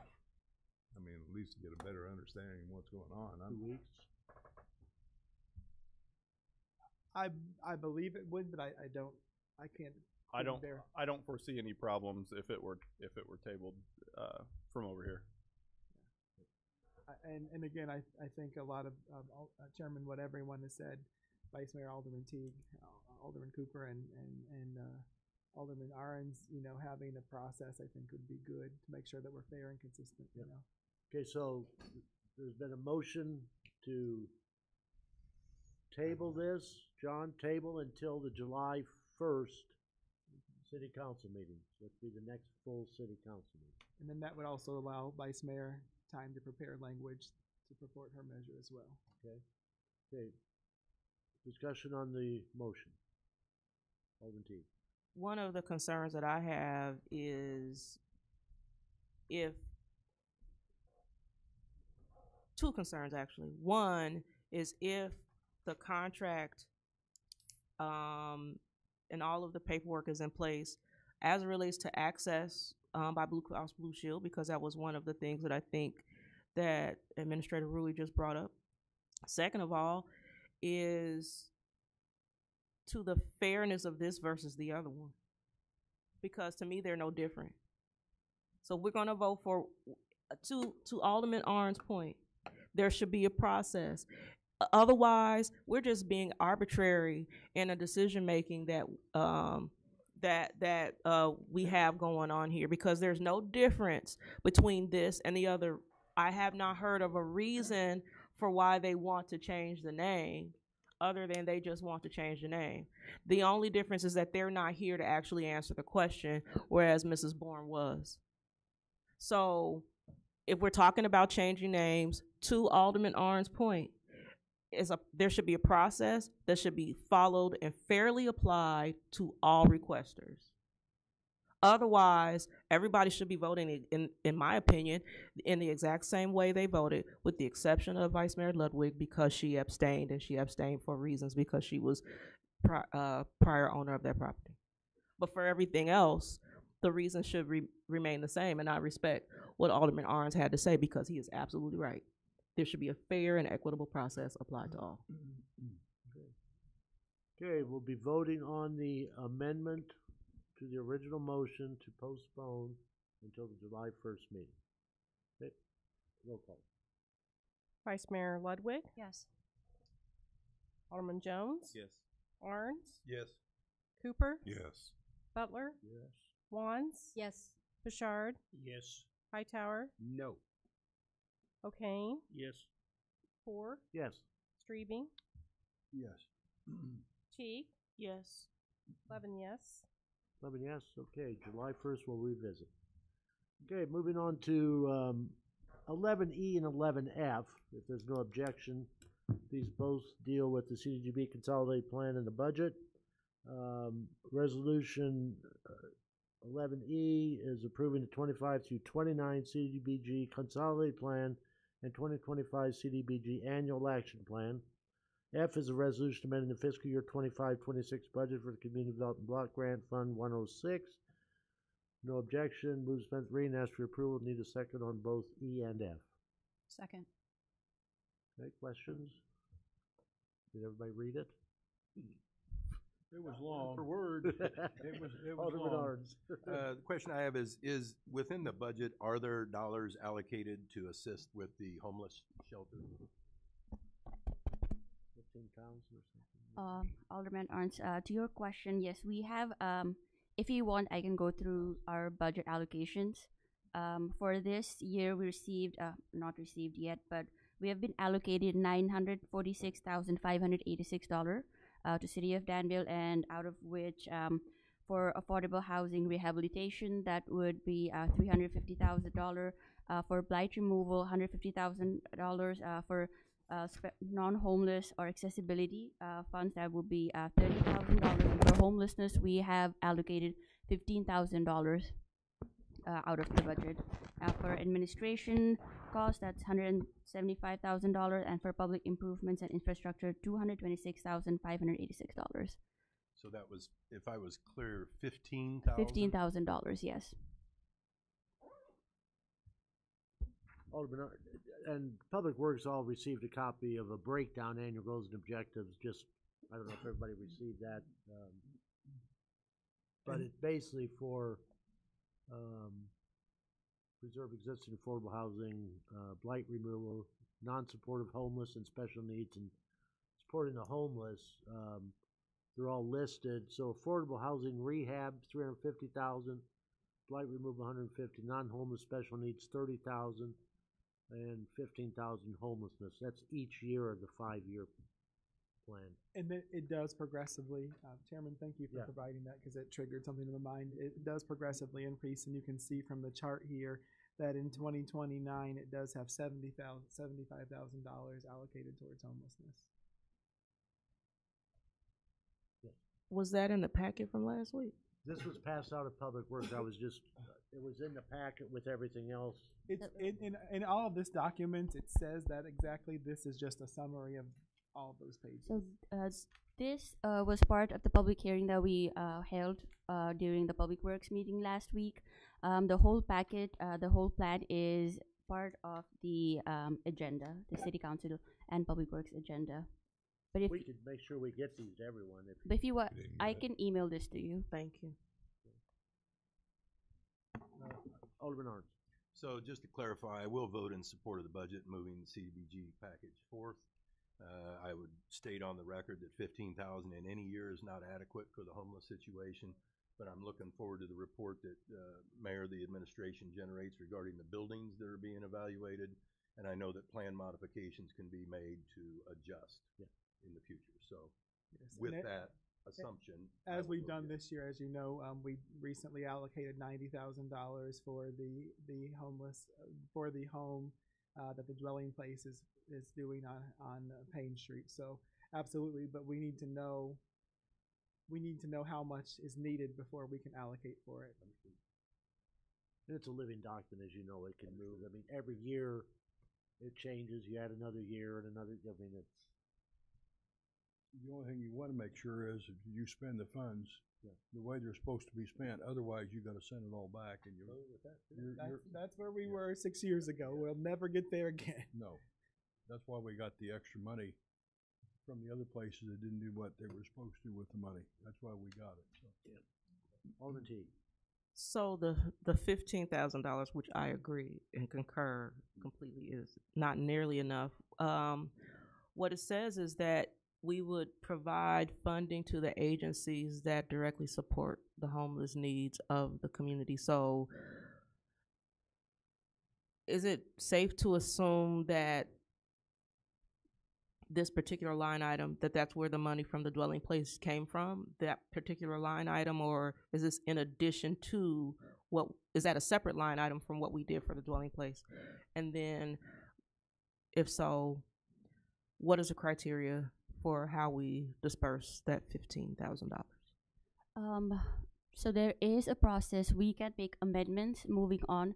So this is a 5-year consolidated plan that we're approving, but we have to do a citizen input. We have to do an annual action plan that you've been a part of as well. So that is approving our allocations each year that we receive. There is, we have to do a public review, a 30-day comment period, and 3 public meetings to do any amendments moving on. For the dwelling place, we did our amendment last year where we've moved funds from. So we had a separate category stating public services, which was unutilized for the last 3 or 4 years, which were reallocated, funding the dwelling place $90,000 rehabilitation. So that is a process that is possible, moving on based on the demand of the funds. So yes, I hope that answered your question. I think partially, but I think what I infer from that is that there will be changes and requests coming forward for how there's no particular plan in place as it relates to the 25-26 year. Vice Mayor, so what happens is they apply for the funds, and there's a review process, which the community development staff undergoes. And then they make, based upon the applications, they make a review, or they make a recommendation to the council. Number two, that's Yes. So we did establish a new application process since we did assist dwelling place with a significant amount. So we did have started a new process for homelessness projects to move on. But these all have to be structural improvements only. If for any just for structural improvements, they have to apply, and we do require a lot of documents and a lot of information regarding their application. See, we had a problem too with money from the ARPA that we had, and we were going to do some other things with it. But the problem was we just couldn't handle the money, and this is after we talked about it. If you just handle the money, we found out that it's still on us. So we had to do all the legwork, and we were the one that had to do the checks and balances to make sure that every dime was being spent the way it was supposed to be. No, that's understandable. I've run grants, so I completely understand that as it relates to making sure that you allocate government funds appropriately. I'm just reading on here what it says. It says, one of the things that it says is 15 to 20 individuals or families will directly benefit. And then it also says the funds will be used for building improvements or to purchase goods that will directly benefit the homeless. And the part of the reason why I asked the question is because I recall not that long ago, I think in the last 3 months, it might have been prior to the election, that the mission came and asked for assistance. So one of the things that I wanted to make sure that we're doing is that there's some transparency with the process, and that all of the organizations that serve the homeless at least get an opportunity to apply and compete for the funding, and that we're not handpicking who we give money to, because again, we need to make sure that all of our processes are fair and equitable and documented, to probably Alderman Arn's point, that it's very, very clear what the process is. So when somebody comes, we just say, hey, here's the application, and here's the next date that it's open, and you can compete just like everybody else.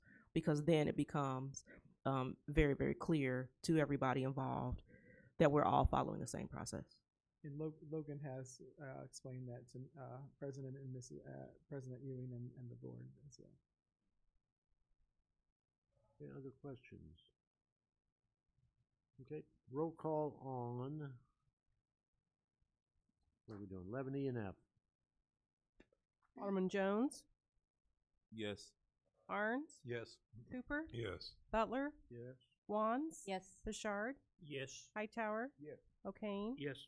Poor, Yes. Streebing, Yes. Pickering, Teague, Yes. Ludwig, Yes. 12 yes. 12 yes, thank you. If there's no objection, I'd like to take G, H, and I together. They deal with the lot seal and pavement program, the sidewalk improvements, and the seal coat. You should have gotten a packet with all those, the maps and things. It's also published on the city website. And I think there's some links that were emailed to us on what we can tell our constituents. So if there's no objection, I'd like to take G, H, and I together. G is a resolution awarding contract for bid number 773, 2025 parking lot sealing and pavement. Marking H, resolution awarding the contract for bid 775 Midtown TIF sidewalk improvements. I is a resolution awarding contract for bid number 777 seal code and bid 778 Cape seal. Again, no objection. I'd like to take G, H, and I together. Move dispense reading and ask for your approval and need a second. Second. Okay, questions?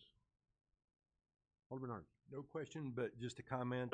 It's my understanding that one of the pavement projects is also going to involve the acceptance of a portion of roadway by a private entity. And I would just like to make sure that that agreement is in writing and executed before the project actually takes place. So that's a different, that's not included in these. Okay. That'll be coming, that agreement will be coming here in a couple meetings. Okay. Yeah. It was shown on the pavement as a project for overlay. I think Alderman, we were just showing everything that we're doing, but it's not. Okay, that's fine. Yeah, I just want to make sure the agreement gets executed before the work gets done. Yes, to be clear, that contract was already awarded. However, we have halted that portion of the project until there is an agreement in place. And the reason that agreement hasn't come to you yet is because we are also bringing the right-of-way vacation the same time we bring that agreement, so that it all comes through at once and gets done through there. Thank you. Okay.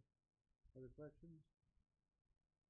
Okay, roll call on 11G, H, and I. Alderman Arns? Yes.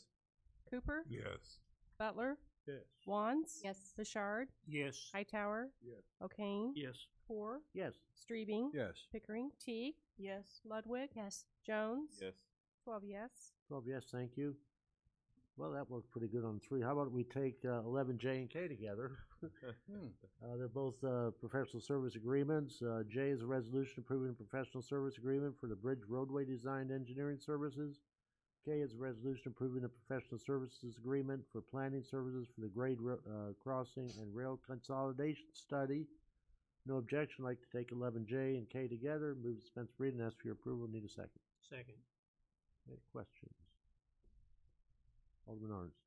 Under item K, the rail grade separation crossings and/or consolidation studies, there's already been some studies performed. And I don't know if this council is aware of those or not, but there was a Bowman Avenue Beltline project that's in the books at the city that was going to create grade separation structures on Bowman Avenue. So there was an unobstructed route from the interstate to the airport. And is that included in this study, or that project has not moved forward? And so I guess my question is, why more studies when we haven't implemented the ones that we have? We also had a grade crossing quiet zone study performed at one time, which was never implemented. So I'm not sure what our goals are here.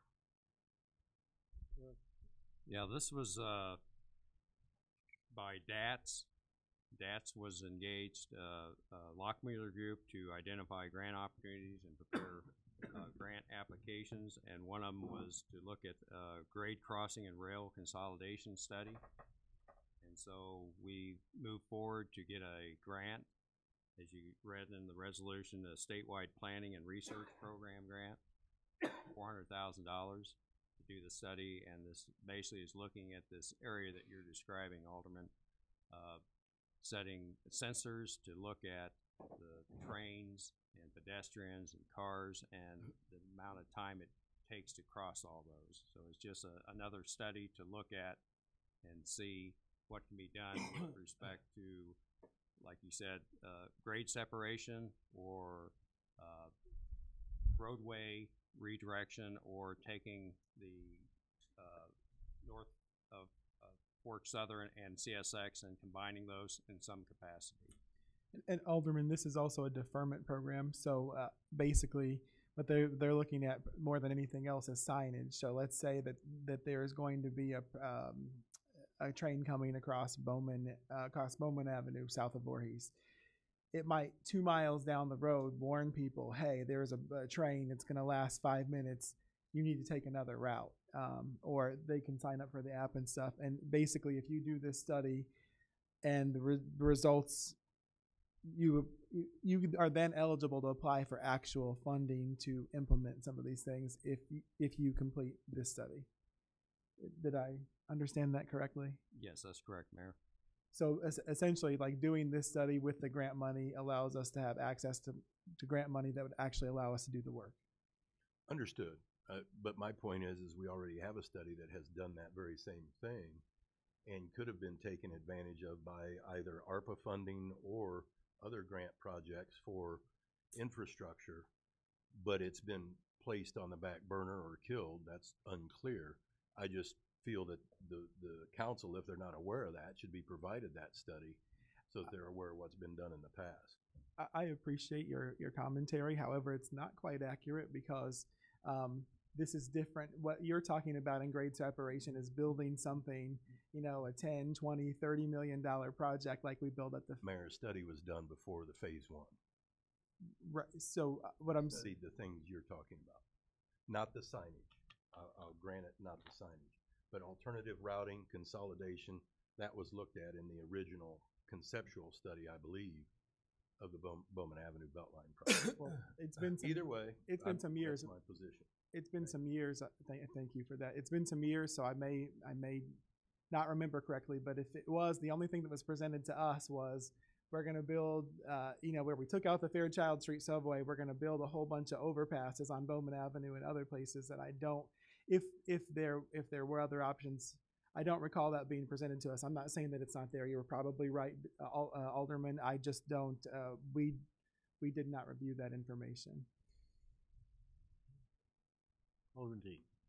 I have two questions for Alderman Arns. First question is, do you recall what year that study was done? Oh, no, I don't. Okay. Probably late 90s?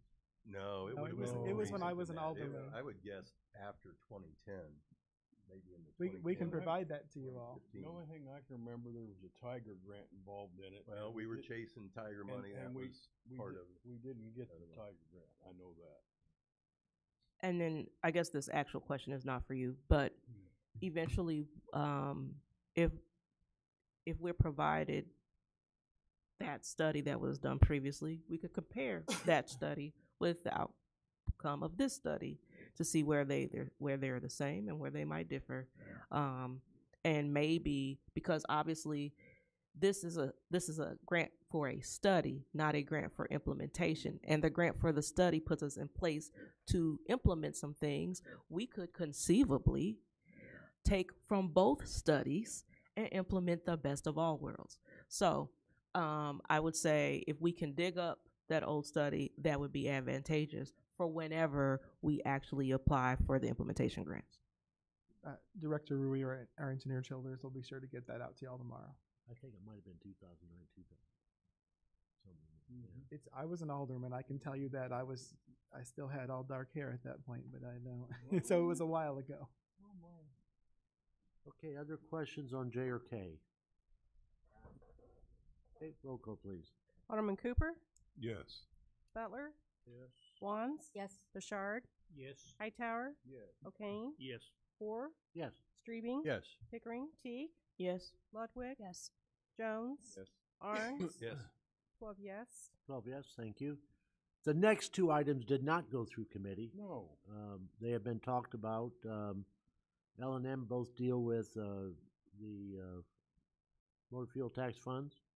There's no objection. I'd like to take L&M together. L's accept and place on file the IDOT amendment to audit number 74, covering receipt and disbursement of motor fuel tax funds by the city of Danville for the period beginning January 1st, 2011 and ending December 31st, 2011.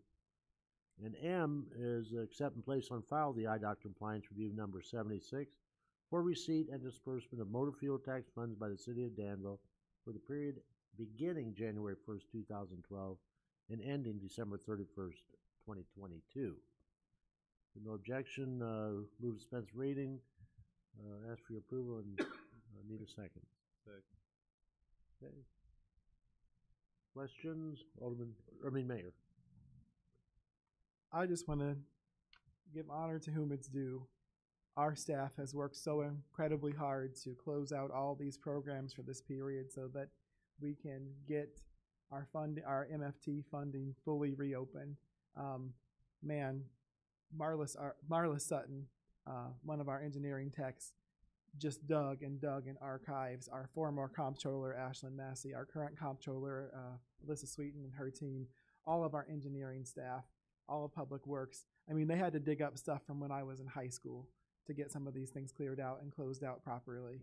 So I just want to really thank them for all the work that you've done to make sure that the citizens get every dollar of the state road and tax money that we've been promised. Mayor, I'd also include Chris Heron in that. I know he's probably done a lot of the literal legwork and walking over to the bank to get things. So I want to include him as well. I was getting to the treasurer too. The treasurer has been down here in the vault in things that haven't seen the light of day in 20 plus years, some of them.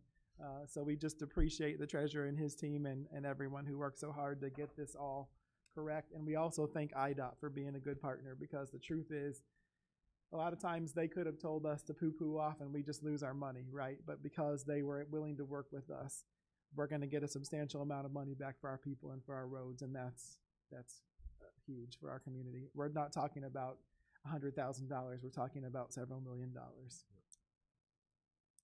And this went back how far? To 1994 or 5. Yeah. So when I was a sophomore or junior, some of it. Other questions, comments? All right, roll call please on 11 L and M. Alderman Butler? Yes. Wands? Yes. Bouchard? Yes. Hightower? Yes. O'Kane? Yes. Poor? Yes. Streebing? Yes. Pickering? Teague? Yes. Ludwig? Yes. Jones? Yes. Arns? Yes. Cooper? Yes. 12 yes. 12 yes. 11N, items of information. Anybody? Okay. And the next two items were brought to Public Works because of time sensitivity, so they'll be under the Public Services Committee. That concludes our report, Mayor. Thank you, Chairman Poor. This time we'll receive our Public Services Committee report. Chairman Streebing. Yes, 12A, under Public Services, we have a resolution approving an application to the Levitt Foundation for a Levitt Music Series grant. I'll make the motion to approve and dispense with the reading and ask for approval. I'll need a second, please. Second. Is there any questions about 12A's resolution? If not, roll call, please. Alderman Wands? Yes. Bouchard? Yes. Hightower? Yes. O'Kane? Yes. Poor? Yes. Streebing? Yes. Pickering? Teague? Yes. Ludwig? Yes. Jones? Yes. Arns? Yes. Cooper? Yes. Butler? Yes. 12 yes. 12 yes, thank you, the motion carries. Puts us at 12B, we have a resolution approving the purchase of police radios for Mobile Communications America. I'll make the motion to approve and dispense with the reading and ask for your approval. I'll need a second, please. Second. A motion and a second. Chief, do you want to talk about this a little bit? The radios are just the upgraded radios from the radios that we have now that are starting to fail us. They're rather old. They cannot be repaired.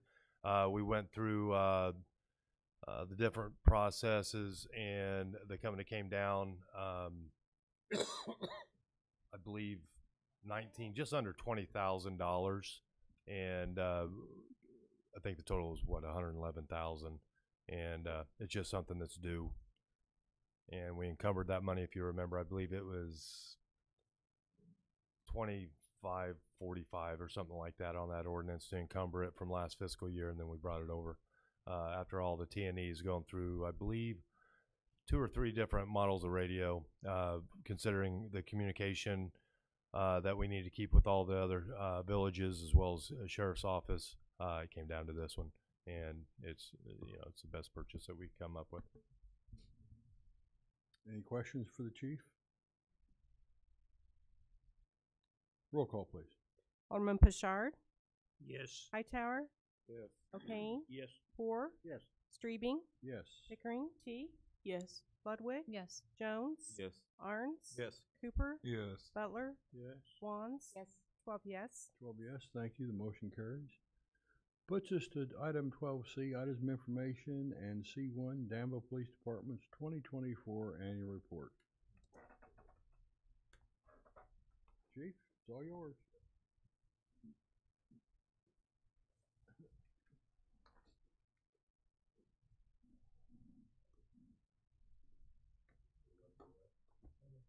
Oh, you're fine. Everybody see that all right? Get on the vid. Guess I gotta speak into this, don't I? You gotta actually stay still too. Yeah, no, stand still while I talk. The vision, value, and mission statement, that's been on our board, that was brought on, and I was very proud of the display of that by Chief Carl Alexander back in 2001, I believe. That's when he put it up. And I still agree to that, but if you break it down, essentially what it's saying is we're going to do everything we possibly can and use all of our strengths and skills and the community in partnership to improve the quality of life for our people, okay? That is our organizational structure. That's included. It's been changed in the format a little bit to fit on this page, but that sort of explains the 3 divisions in the police department since we did change over from public safety to a police department in 2019. Yeah, I think that was part of the agreement to bring me on. However, it lays out one thing that's very important is unity of command and understanding who you go to, and each person within our department understands who is their supervisor, and all the supervisors understand what they're accountable for. You notice that we split it back up into the patrol division, investigations divisions. Those are no longer sections, they're divisions with their hierarchy, as well as the person that's on top. That I don't go to an officer whenever there's a problem. I talk to the deputy chiefs, and then it rolls down, and then that answer comes back up to me if it's required. But it makes a very clear picture. Another thing that we have to understand is that 3rd division that I did not respect the way that I should have years ago whenever I was in operations command. And that's the administration's division. That is the things that get everybody what they need to do their job. And as well as the additional tools to where we can do our jobs better with intelligence and information and providing that. And we'll go through each one of those divisions. Well, that's a lot smaller, and I need glasses to read, but I should be able to read that. That's talking about UCR crimes, okay? Essentially on UCR, that goes back to uniform crime reporting, and let me explain how that's done. That's not as if the FBI comes in and takes all of our data and provides it in a program for everybody to read. It's self-reported. That information comes straight from our law enforcement records management system into a file that goes to the state police. State police, then it goes on to the federal government, and the FBI publishes that report. Okay, what you'll see in some of this data is that some will be from 2018, comparing that all the way through 2024. That'd be December 31st of 2024. And then others you'll see from 2020 and then 2023. The reason why we do that is there's changes between the old system of reporting, which is UCR, which we still maintain those numbers, but we actually report through NIBRS, and we've had several council meetings trying to explain the difference between UCR and NIBRS. UCR is essentially 10 different crime indexes, such as criminal homicide, rape. Rape is more of a across the federal government or all the country term. State, we break it down to sexual assault, sexual abuse, and there's several other indices that break it down even further. That's good for us to break it down into specifics, but it's very difficult for the public to understand the difference. And going from UCR to NIBRS, which is sweeping across the country, it's setting a different standard. And I've explained that before, but it's still difficult, and I'm more than happy to explain it to you in a private meeting if you want it later. But it breaks it down to criminal homicide, rape, robbery, aggravated assault, and aggravated battery. That's another thing. In most states, assault is a physical action of contact. In Illinois, it's a threat. Aggravated battery in Illinois is physical contact or a battery. And then it breaks down to the 4 property crimes: burglary, theft, motor vehicle theft, arson. Where you have in theft and UCR, you have it broken down in like 10 or more different subcategories in NIBRS. That's why there's a difference in comparing, and it's unfair, nor does it fall within the reasonable margin of error if we take it all the way back, okay?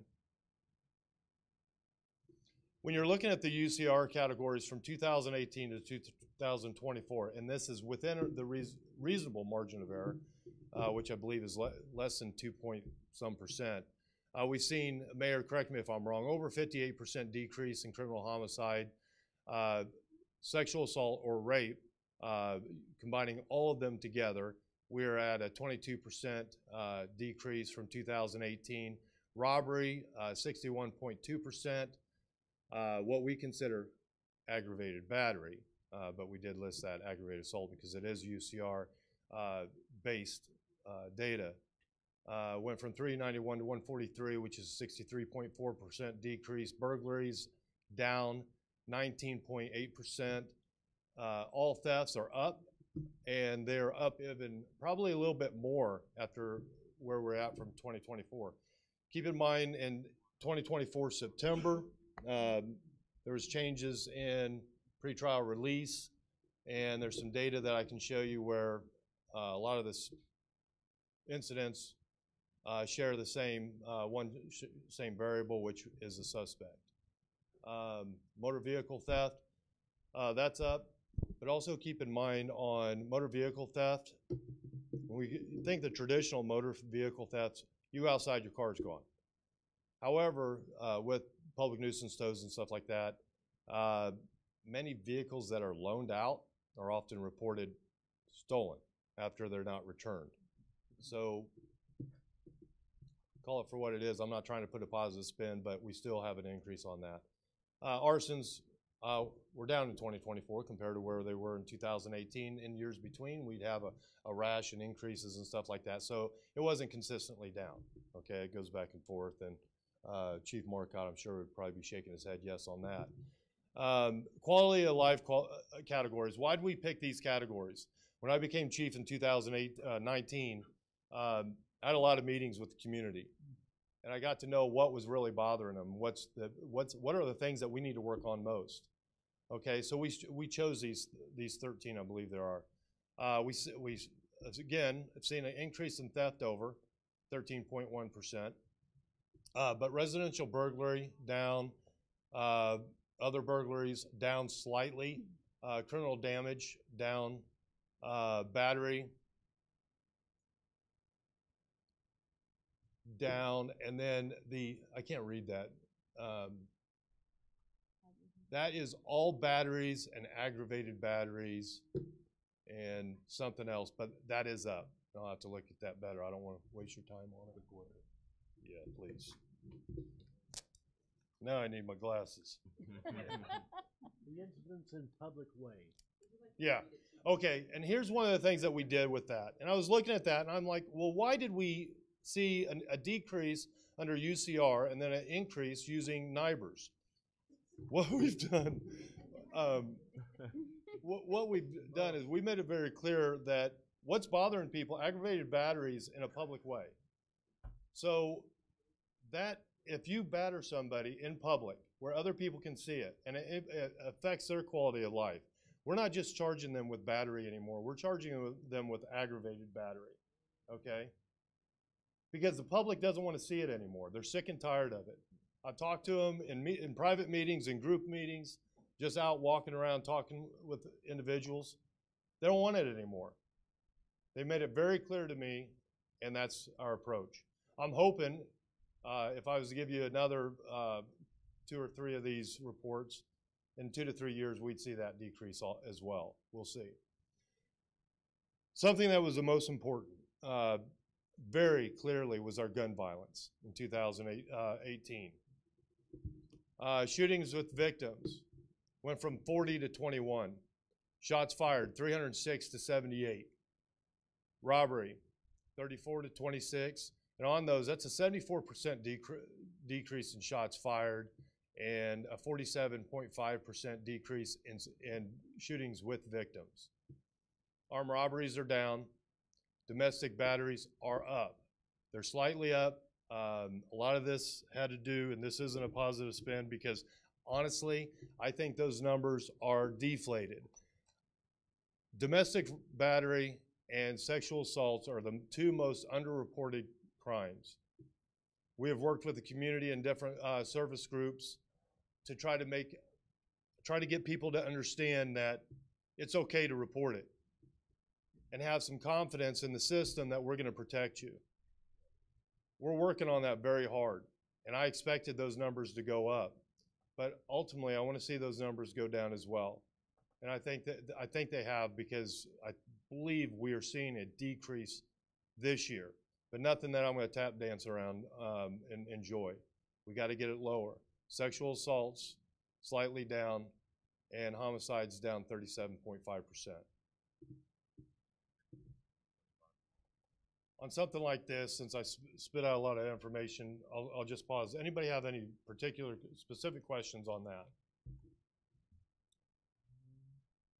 Well, I'm just very thankful that the homicide and the shootings are going down.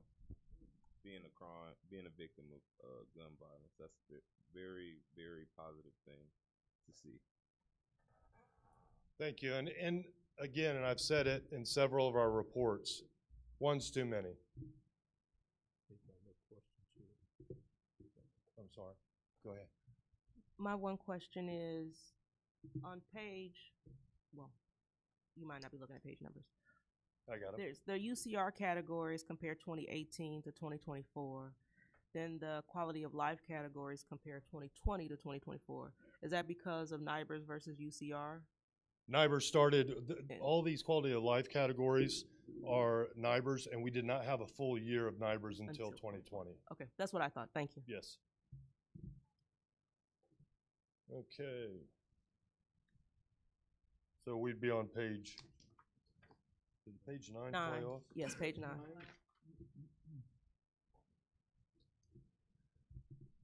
Okay, that's a couple graphs on the shootings and shots fired. Another thing not to get excited about. When it comes to homicides, yeah, we've reduced them because we've reduced that number of shots fired. And subsequently reduced the number of people shot. I guess that's just a fractional thing. But, and I don't mean to be a half-empty type of guy, glass half-empty type of guy, and most of you that know me know I'm not. But I think every one of those people that were shot, the intention was to kill them. And we very well could have had a much higher homicide rate. A lot of that has to do with the officer's response, the ability to render aid until medics get there, and then our medical teams at the hospital. So again, we need to lower that. None of them are acceptable. None of them are anything that I'm ready to praise yet, other than to praise of the work done by the police officers out there working every day. We still have a lot of room to grow on that as far as a community. Arrest.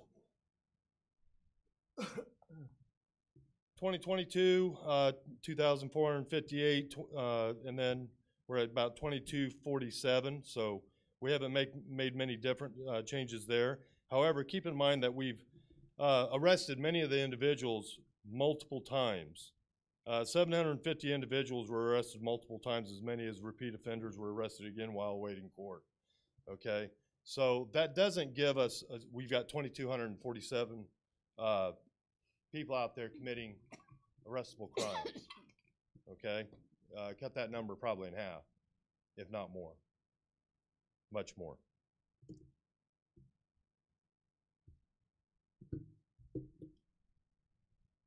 Patrol division, you know, these guys are out there every day, working their tails off. And I think that you look at our manpower, we're at 69 right now. We just ran a test for several more, with several more applicants and candidates. We've got 5 people at the academy right now. We're hoping to send one or more next time to get to full strength. But if you look at the quality of officers that we have, to get to where we were from, I think, between 52 and 54 when we started to 69, and we've hired almost 70, okay? if you do the math, it's like, how did we do that? We didn't have that many retired. Is because once they go through that 16 weeks at the academy, that's when the real evaluation starts. They get their certification, but they're not solo officers yet. They go through another 16, 17, almost 20 weeks of additional field training. And I think a lot of people realize how demanding this job is during that time. We've lost a lot of good people that did not go and make it through their probation or out of their training. They are good human beings because that's what we try to hire first. But they realize very quickly that the demands and the standard that we require to be a patrol officer and possibly someday working in investigations division is not just a standard that can be measured with certification. Okay? So it's like, wow, we've hired 70 officers. We should be at about 95 or 100. We've lost a lot of good people that found out that this is just a little bit more difficult than what they expected. And it's not because there was anything wrong with them. It just wasn't necessarily a good fit.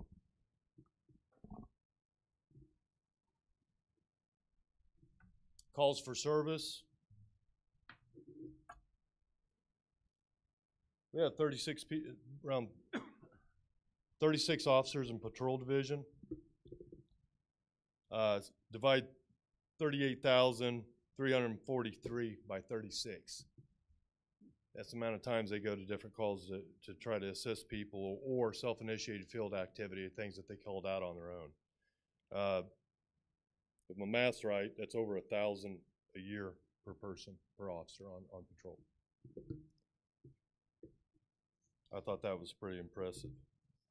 Oh, that's why I keep missing every other page, is because they're on double-sided. I'm operational savvy. Sometimes I have to look at the paper a little better. Traffic. You know, when we put something out on whether it's Facebook, notifications, or anything, we get the most complaints or negative feedback because of the traffic stops. Anybody like paying higher vehicle insurance? I don't. Take a look at what your insurance bill says, the amount of the percentage that you pay due to uninsured drivers, under or uninsured drivers. Also, the majority of our traffic crashes are caused, it used to always be speed. That was the number one. I would beg to differ that distracted driving is the number one. It's just we can't always prove that. Okay, these rear-end accidents where there's no stoplights or anything else, there's only like vehicles turning in, and someone's getting rear-ended at 40 miles per hour.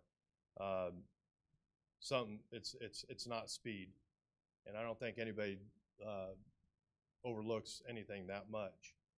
Okay, but also you look at the societal loss.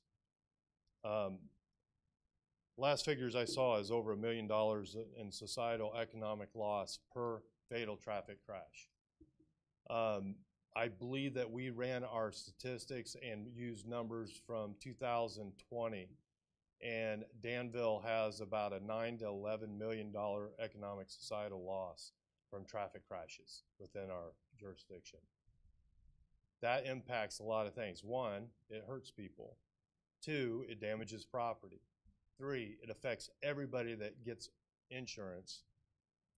Affects them in the pocketbook. It's a big deal, and one of our biggest negative feedbacks is traffic enforcement. One of our biggest complaints is traffic speed. Okay, so we have to consider that. And I know that one of the hardest overtimes to fill out often is traffic details. So, anybody have questions on that? Okay, moving to page 14.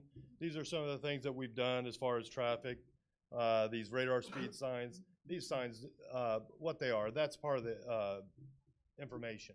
Okay, the education of making sure everybody understands what the speed is. You know, I sort of like getting a thank you when I drive by if I'm driving the speed limit, which I always try to do. But we put these in areas where there's schools and a lot of children playing. Okay, and then we got one on Gilbert because of so much foot traffic on Gilbert as well. I believe we got that later on. I think it was a request from this council. Flock license plate readers, they have been instrumental in almost every major violent crime investigation that we've had. Okay, they are used daily. I know we've gotten some bad press on them lately because some agency did a search and it wasn't just Danville, it was a lot of them, and we're working on that to make sure that that is reduced or not, doesn't happen again. But the amount of information and when it comes to reactive investigative support it gives us, it's, other than the radio, it's probably the next most important technological tool we have. Going to the special units, our K9, we had one up until May of last year. Now we have 3. There's some information on that. Last year, again, only having 1 for half the year, and then the second half we had, I think it was late June when the other 2 were in service, began in service. Over 86 grams of cocaine, 11.5 grams of ecstasy, heroin 41.8 grams, meth 413 grams, fentanyl 23.6 grams. How much fentanyl would it take to kill everybody in this room? 20 grams. Oh, to kill everybody in this room? 0.1. That 0.1 to 0.2 grams would take us all out pretty quick. And what's scary is they're getting thousands of pounds nationwide. Marijuana, 8.73 pounds, but that's illegal marijuana. Drug paraphernalia, firearms, and currency. And that currency is not, it's got to be associated with other type of criminal activity. Going to the problem-oriented policing. Now, this unit is a unit that's not married to the radio, and they can go out and proactively use the intelligence information to deal with the people that are committing those 13 offenses the most. Okay, they're essential in what we've seen in our decrease in crime. Chief, I apologize. Can you hit the? Oh, I'm sorry. Thank you. The POP unit alone last year seized 49 firearms that were being illegally possessed by people who were felons or otherwise legally could not possess a firearm. Okay. They made 94 arrests and they seized over $27,000 in money that was associated with criminal activity and drugs.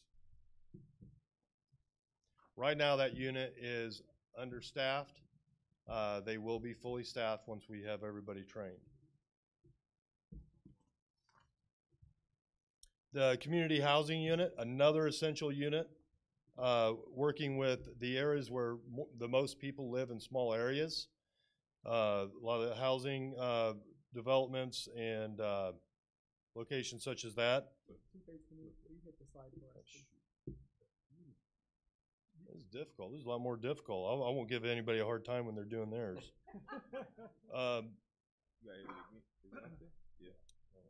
They 91 arrests, but again, 14 guns.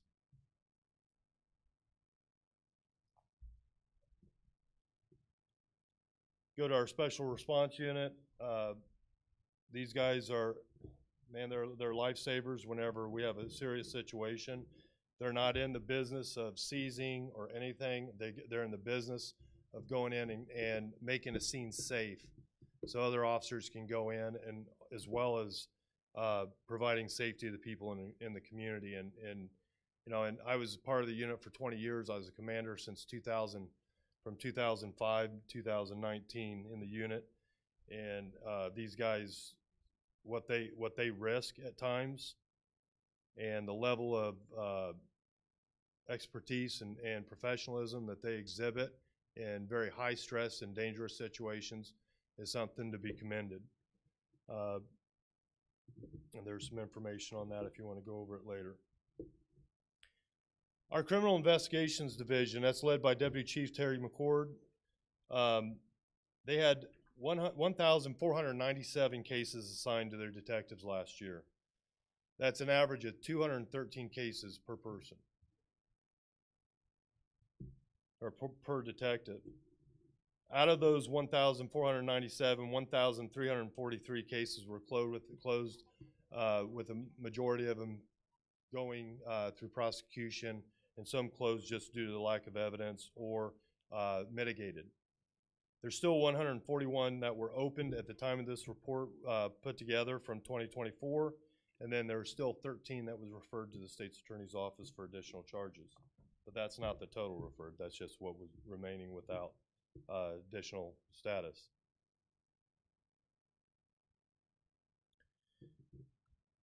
We go to also what we really try to implement is acknowledging our officers for the work that they do. We give out several commendations to officers for different work that goes above and beyond what the expectation standard is. However, you know, with firearms training and the amount of time that officers become confident in their ability to, when you become more confident in the ability to use and not use a force such as deadly force, it's very important that they become proficient with it, and that actually does decrease the likelihood of deadly force being used.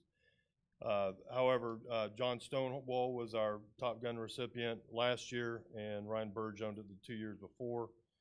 Officer of the Year, this goes to officers that, and it's voted on by the other officers, this Officer of the Year. These are officers that just nonstop working, continuing their work, and highly respected, regardless of, you don't have to be a sergeant or a lieutenant or a deputy chief or a chief to be a leader on our department. These are people that have been designated by their peers as leaders.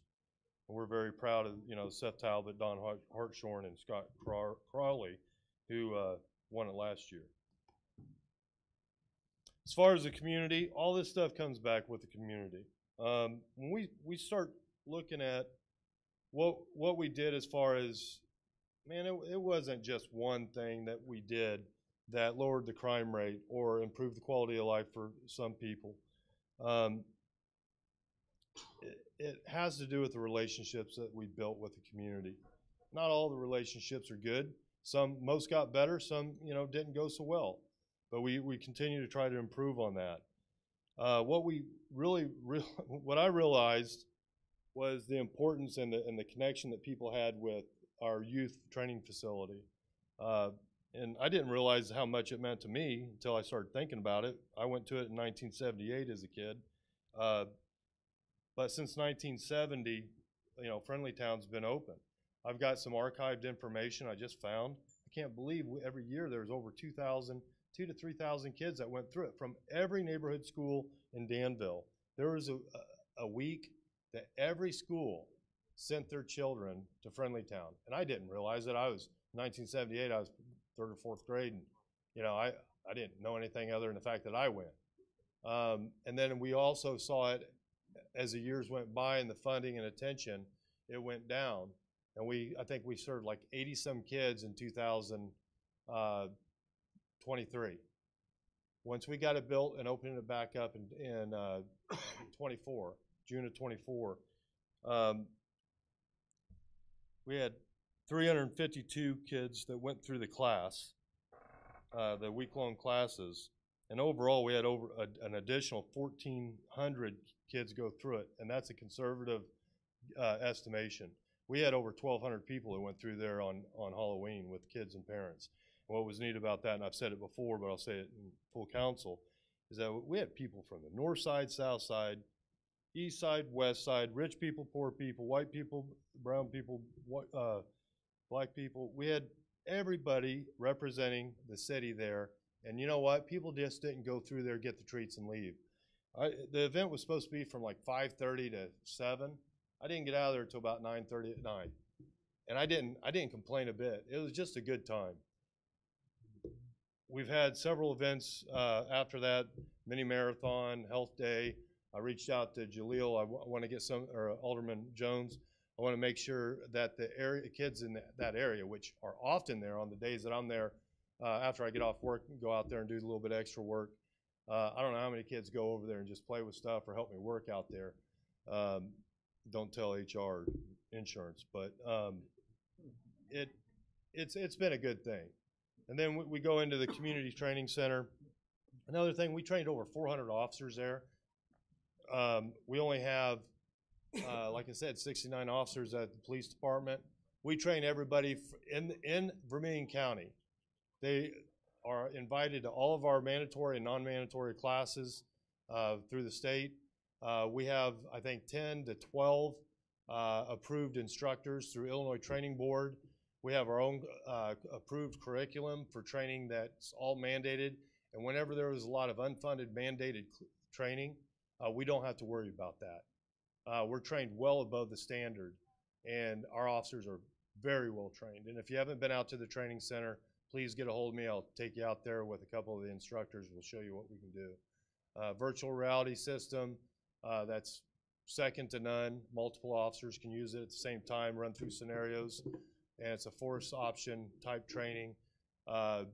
We have any type of state mandated training that you can think of, we have it out there, as well as it's the Community Police Training Center. We have, next week, we have a big meeting out there with the community. SRC uses it, Cross Points uses it, several different organizations use it. And a lot of these, when they come out there, we also have police officers out there, and the police officers get to know these different people working in different resources. And that was what we envisioned, and it's happening. So if we can do that from May 1 of 2024 to the end of 2024, I can only imagine what our numbers will be this year. We have the Citizens Police Academy. You can see some of the pictures of how many people were in that. That's a juvenile Citizens Police Academy on the bottom right. A lot of you aldermen have gone through our Citizens Academy. Those are things that are wonderful for the community, especially our youth. They get to know us in a non-enforcement atmosphere, and they get to realize that we're regular people just like everybody else. We just have a different burden of responsibility. I have to apologize for that picture. We didn't have a picture for him, a professional picture on our administration's manager. But again, this is where a lot of the work gets done to enable all of our officers to do what they do. Everything from staff services to have the equipment, sex offender registry, all the hiring, recruiting, and training. There was a time when we first started that I had 3 people show up, or 3 applications. We had more openings than we had applicants. We don't have that problem anymore. We run the test 3 times a year, and we had 20-some this last time, this Saturday, do the physical agility, and those are the people that passed the written. The time before we had like 27, and we whittle them down, obviously, after all the different testing. But we do not have a recruiting problem anymore. I'll just put it that way. Evidence. I don't think people realize just how much evidence is processed in every case. This year alone, they processed 7,134 items that had to be preserved in evidence. Out of that, 163 firearms that were seized, and that was a 31% increase in seizures from the previous year. And then you go into the Freedom of Information Act, FOIA, that's done by our FOIA administrator. They responded to 1,855 FOIA requests. I don't know what the city does, but as a whole, but for one department, that's a lot. And last but not least, we don't want to forget about our record section. All that information, all those calls for service, all those reports, not just for the Danville Police Department, but every department in Vermilion County, minus I think one up north and one farther south, all of their records, all of their reports are processed through the Danville Police Department. And that's quite a task. These civilian personnel often are also the face that angry people often see. And what they have to deal with as far as trying to de-escalate and then get someone that can help someone with the problem, they're often, I wouldn't say forgotten about, but sometimes the general public may take them for granted for the amount of work that they do. And then, of course, our vehicle maintenance and our fleet manager, maintenance manager. We have a large fleet now. When we started, we had difficulties with cars. We don't have difficulties with cars to a point where it's a problem, but cars are constantly having to be replaced, repaired, and so on and so forth. And we have one full-time and one part-time mechanic that works out there, and they work quite a bit. And you can see we used over almost 51,000 gallons of fuel. And that is it. I could go longer if you want me to.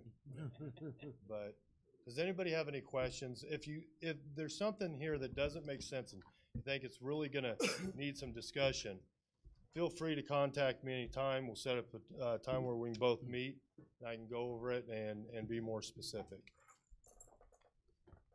Good? All right. But I just want to commend Chief and all of our officers and our civilian staff because quite frankly, despite what the news will tell you, Danville has gotten a lot safer over the last number of years, and we just appreciate that because that's the most important job that we do as a city. Thank you. Well, Mayor, we will meet here June 24th at 6 p.m. Public Services Committee in these chambers. I think other than I got a couple things. We got boat races out at the Gale Grotto on Friday the 27th, Saturday the 28th, and 29th. We got a band every night. It's free. We'll have food and drinks out there. And I was asked tonight about fireworks, and I might as well say it now while I'm here. Our fireworks will be July 12th. Rain date will be Sunday, July 13th. We moved it up to our 100-year anniversary at the Gale Grotto. We'll be out there for 100 years.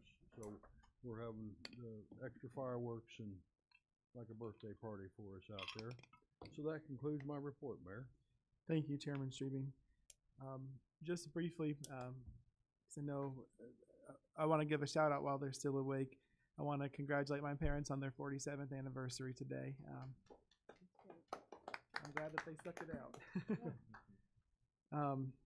So I apologize, but we do need to go into closed session, and it's very important that we go into closed session this evening for the sake of our community and our future.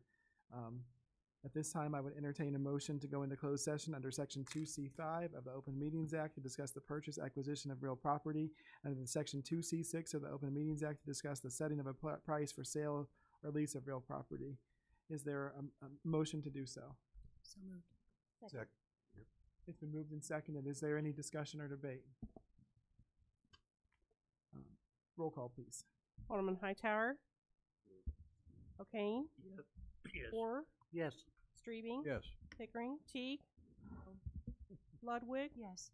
Jones. Yes. Arns. Yes. Cooper. No. Butler. No. Wands. Yes. Bouchard. Yes. 9 yes. 9 yes. We are adjourned to closed session. There will be no action taken afterwards.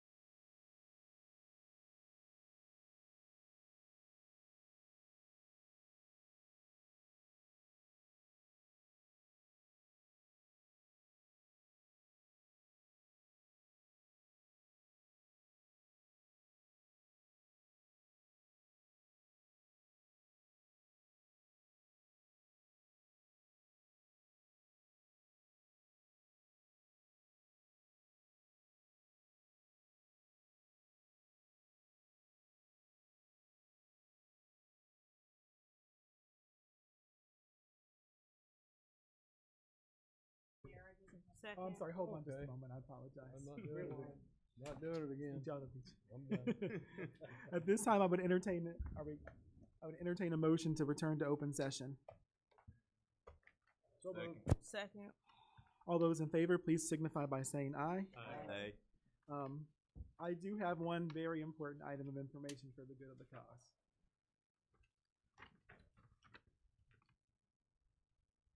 So, normally when we honor folks, it's earlier. But I know this person has begged me not to do anything that I cannot not recognize. I cannot not recognize 35 years of excellence. Almost 30. Almost 34. Almost 34. No, we don't need a microphone. That's to be recorded. So,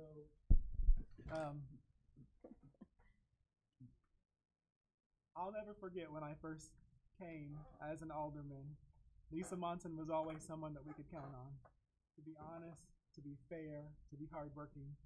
And as I've gotten to know her over the years, my opinion of her and my estimation of her has only increased. Lisa, you're kind, you're hardworking. There's not anybody who gives more effort than you do. You do so much for all of us, for our team.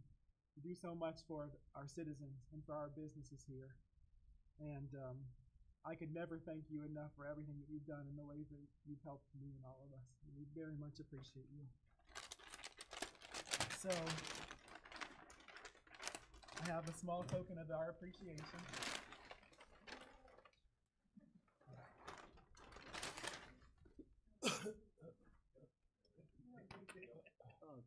So, I have for you, Lisa, Seed of the City, the proclamation. And it says that Lisa Monson graduated from South Knox High School and Lincoln University. Whereas she became the administrative aide in the City of Finance Division July 29, 1991. Whereas she was promoted to accounts payable clerk May 1st, 1994, and served in that capacity for 8 years. And whereas she was appointed city treasurer October 3rd, 2007, elected to that role in 2009, I'm sorry, I skipped one. Whereas she became the mayor's secretary in May 1st of 2002, and served in that role for over 5 years. And whereas she was appointed city treasurer October 3rd, 2007, elected to that role in 2009, and re-elected in 2011. And whereas she was appointed city clerk July 3rd, 2013, and served as the secretary for the Police and Fire Pension Board. And whereas, regardless of the role, she has consistently demonstrated a steadfast commitment to making life better for our citizens, businesses, and her colleagues. And whereas she has faithfully served this city for more than 3 decades, and her kindness, humility, excellence, and dedication to excellence have unsurpassed. Now therefore, I, Ricky Williams Jr., Mayor of the City of Danville, do hereby proclaim June 30th, Lisa Monson Day in the City of Danville, in honor of her retirement, and urge all citizens to join me in extending our gratitude for her dedication and contribution to all of us on this special day. And also, that includes with us, speech to the city.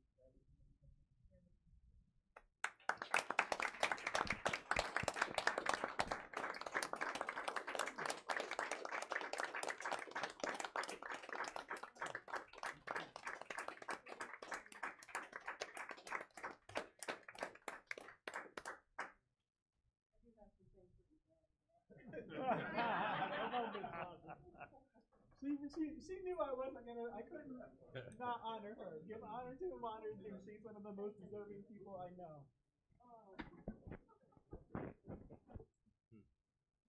I told her that last week at Public Works. I said, I should have recognized you.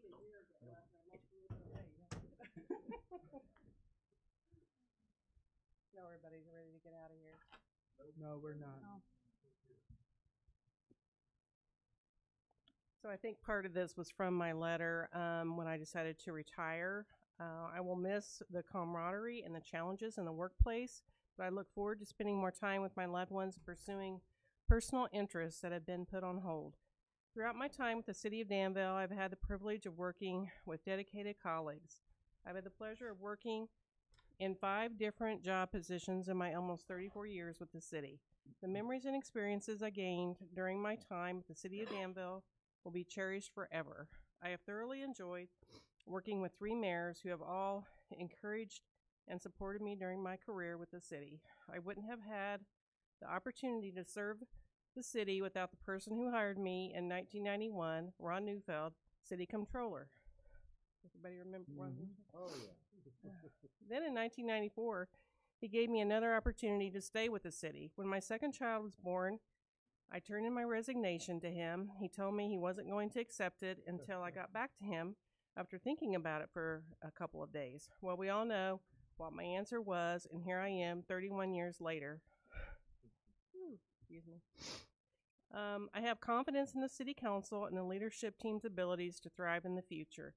In closing, one of the first textbooks on municipal administration, written in 1934, stated this about the Office of Municipal Clerk. No other office in municipal service has so many contacts. It serves the mayor, the City Council, and all administrative departments without exception.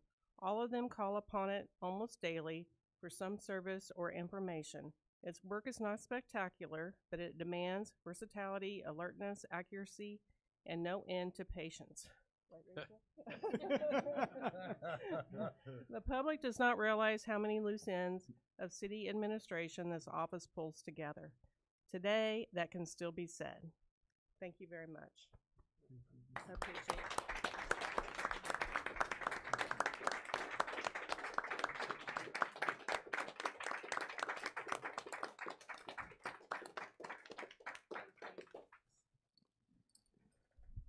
Lisa, thank you again for everything. Thank you. Welcome.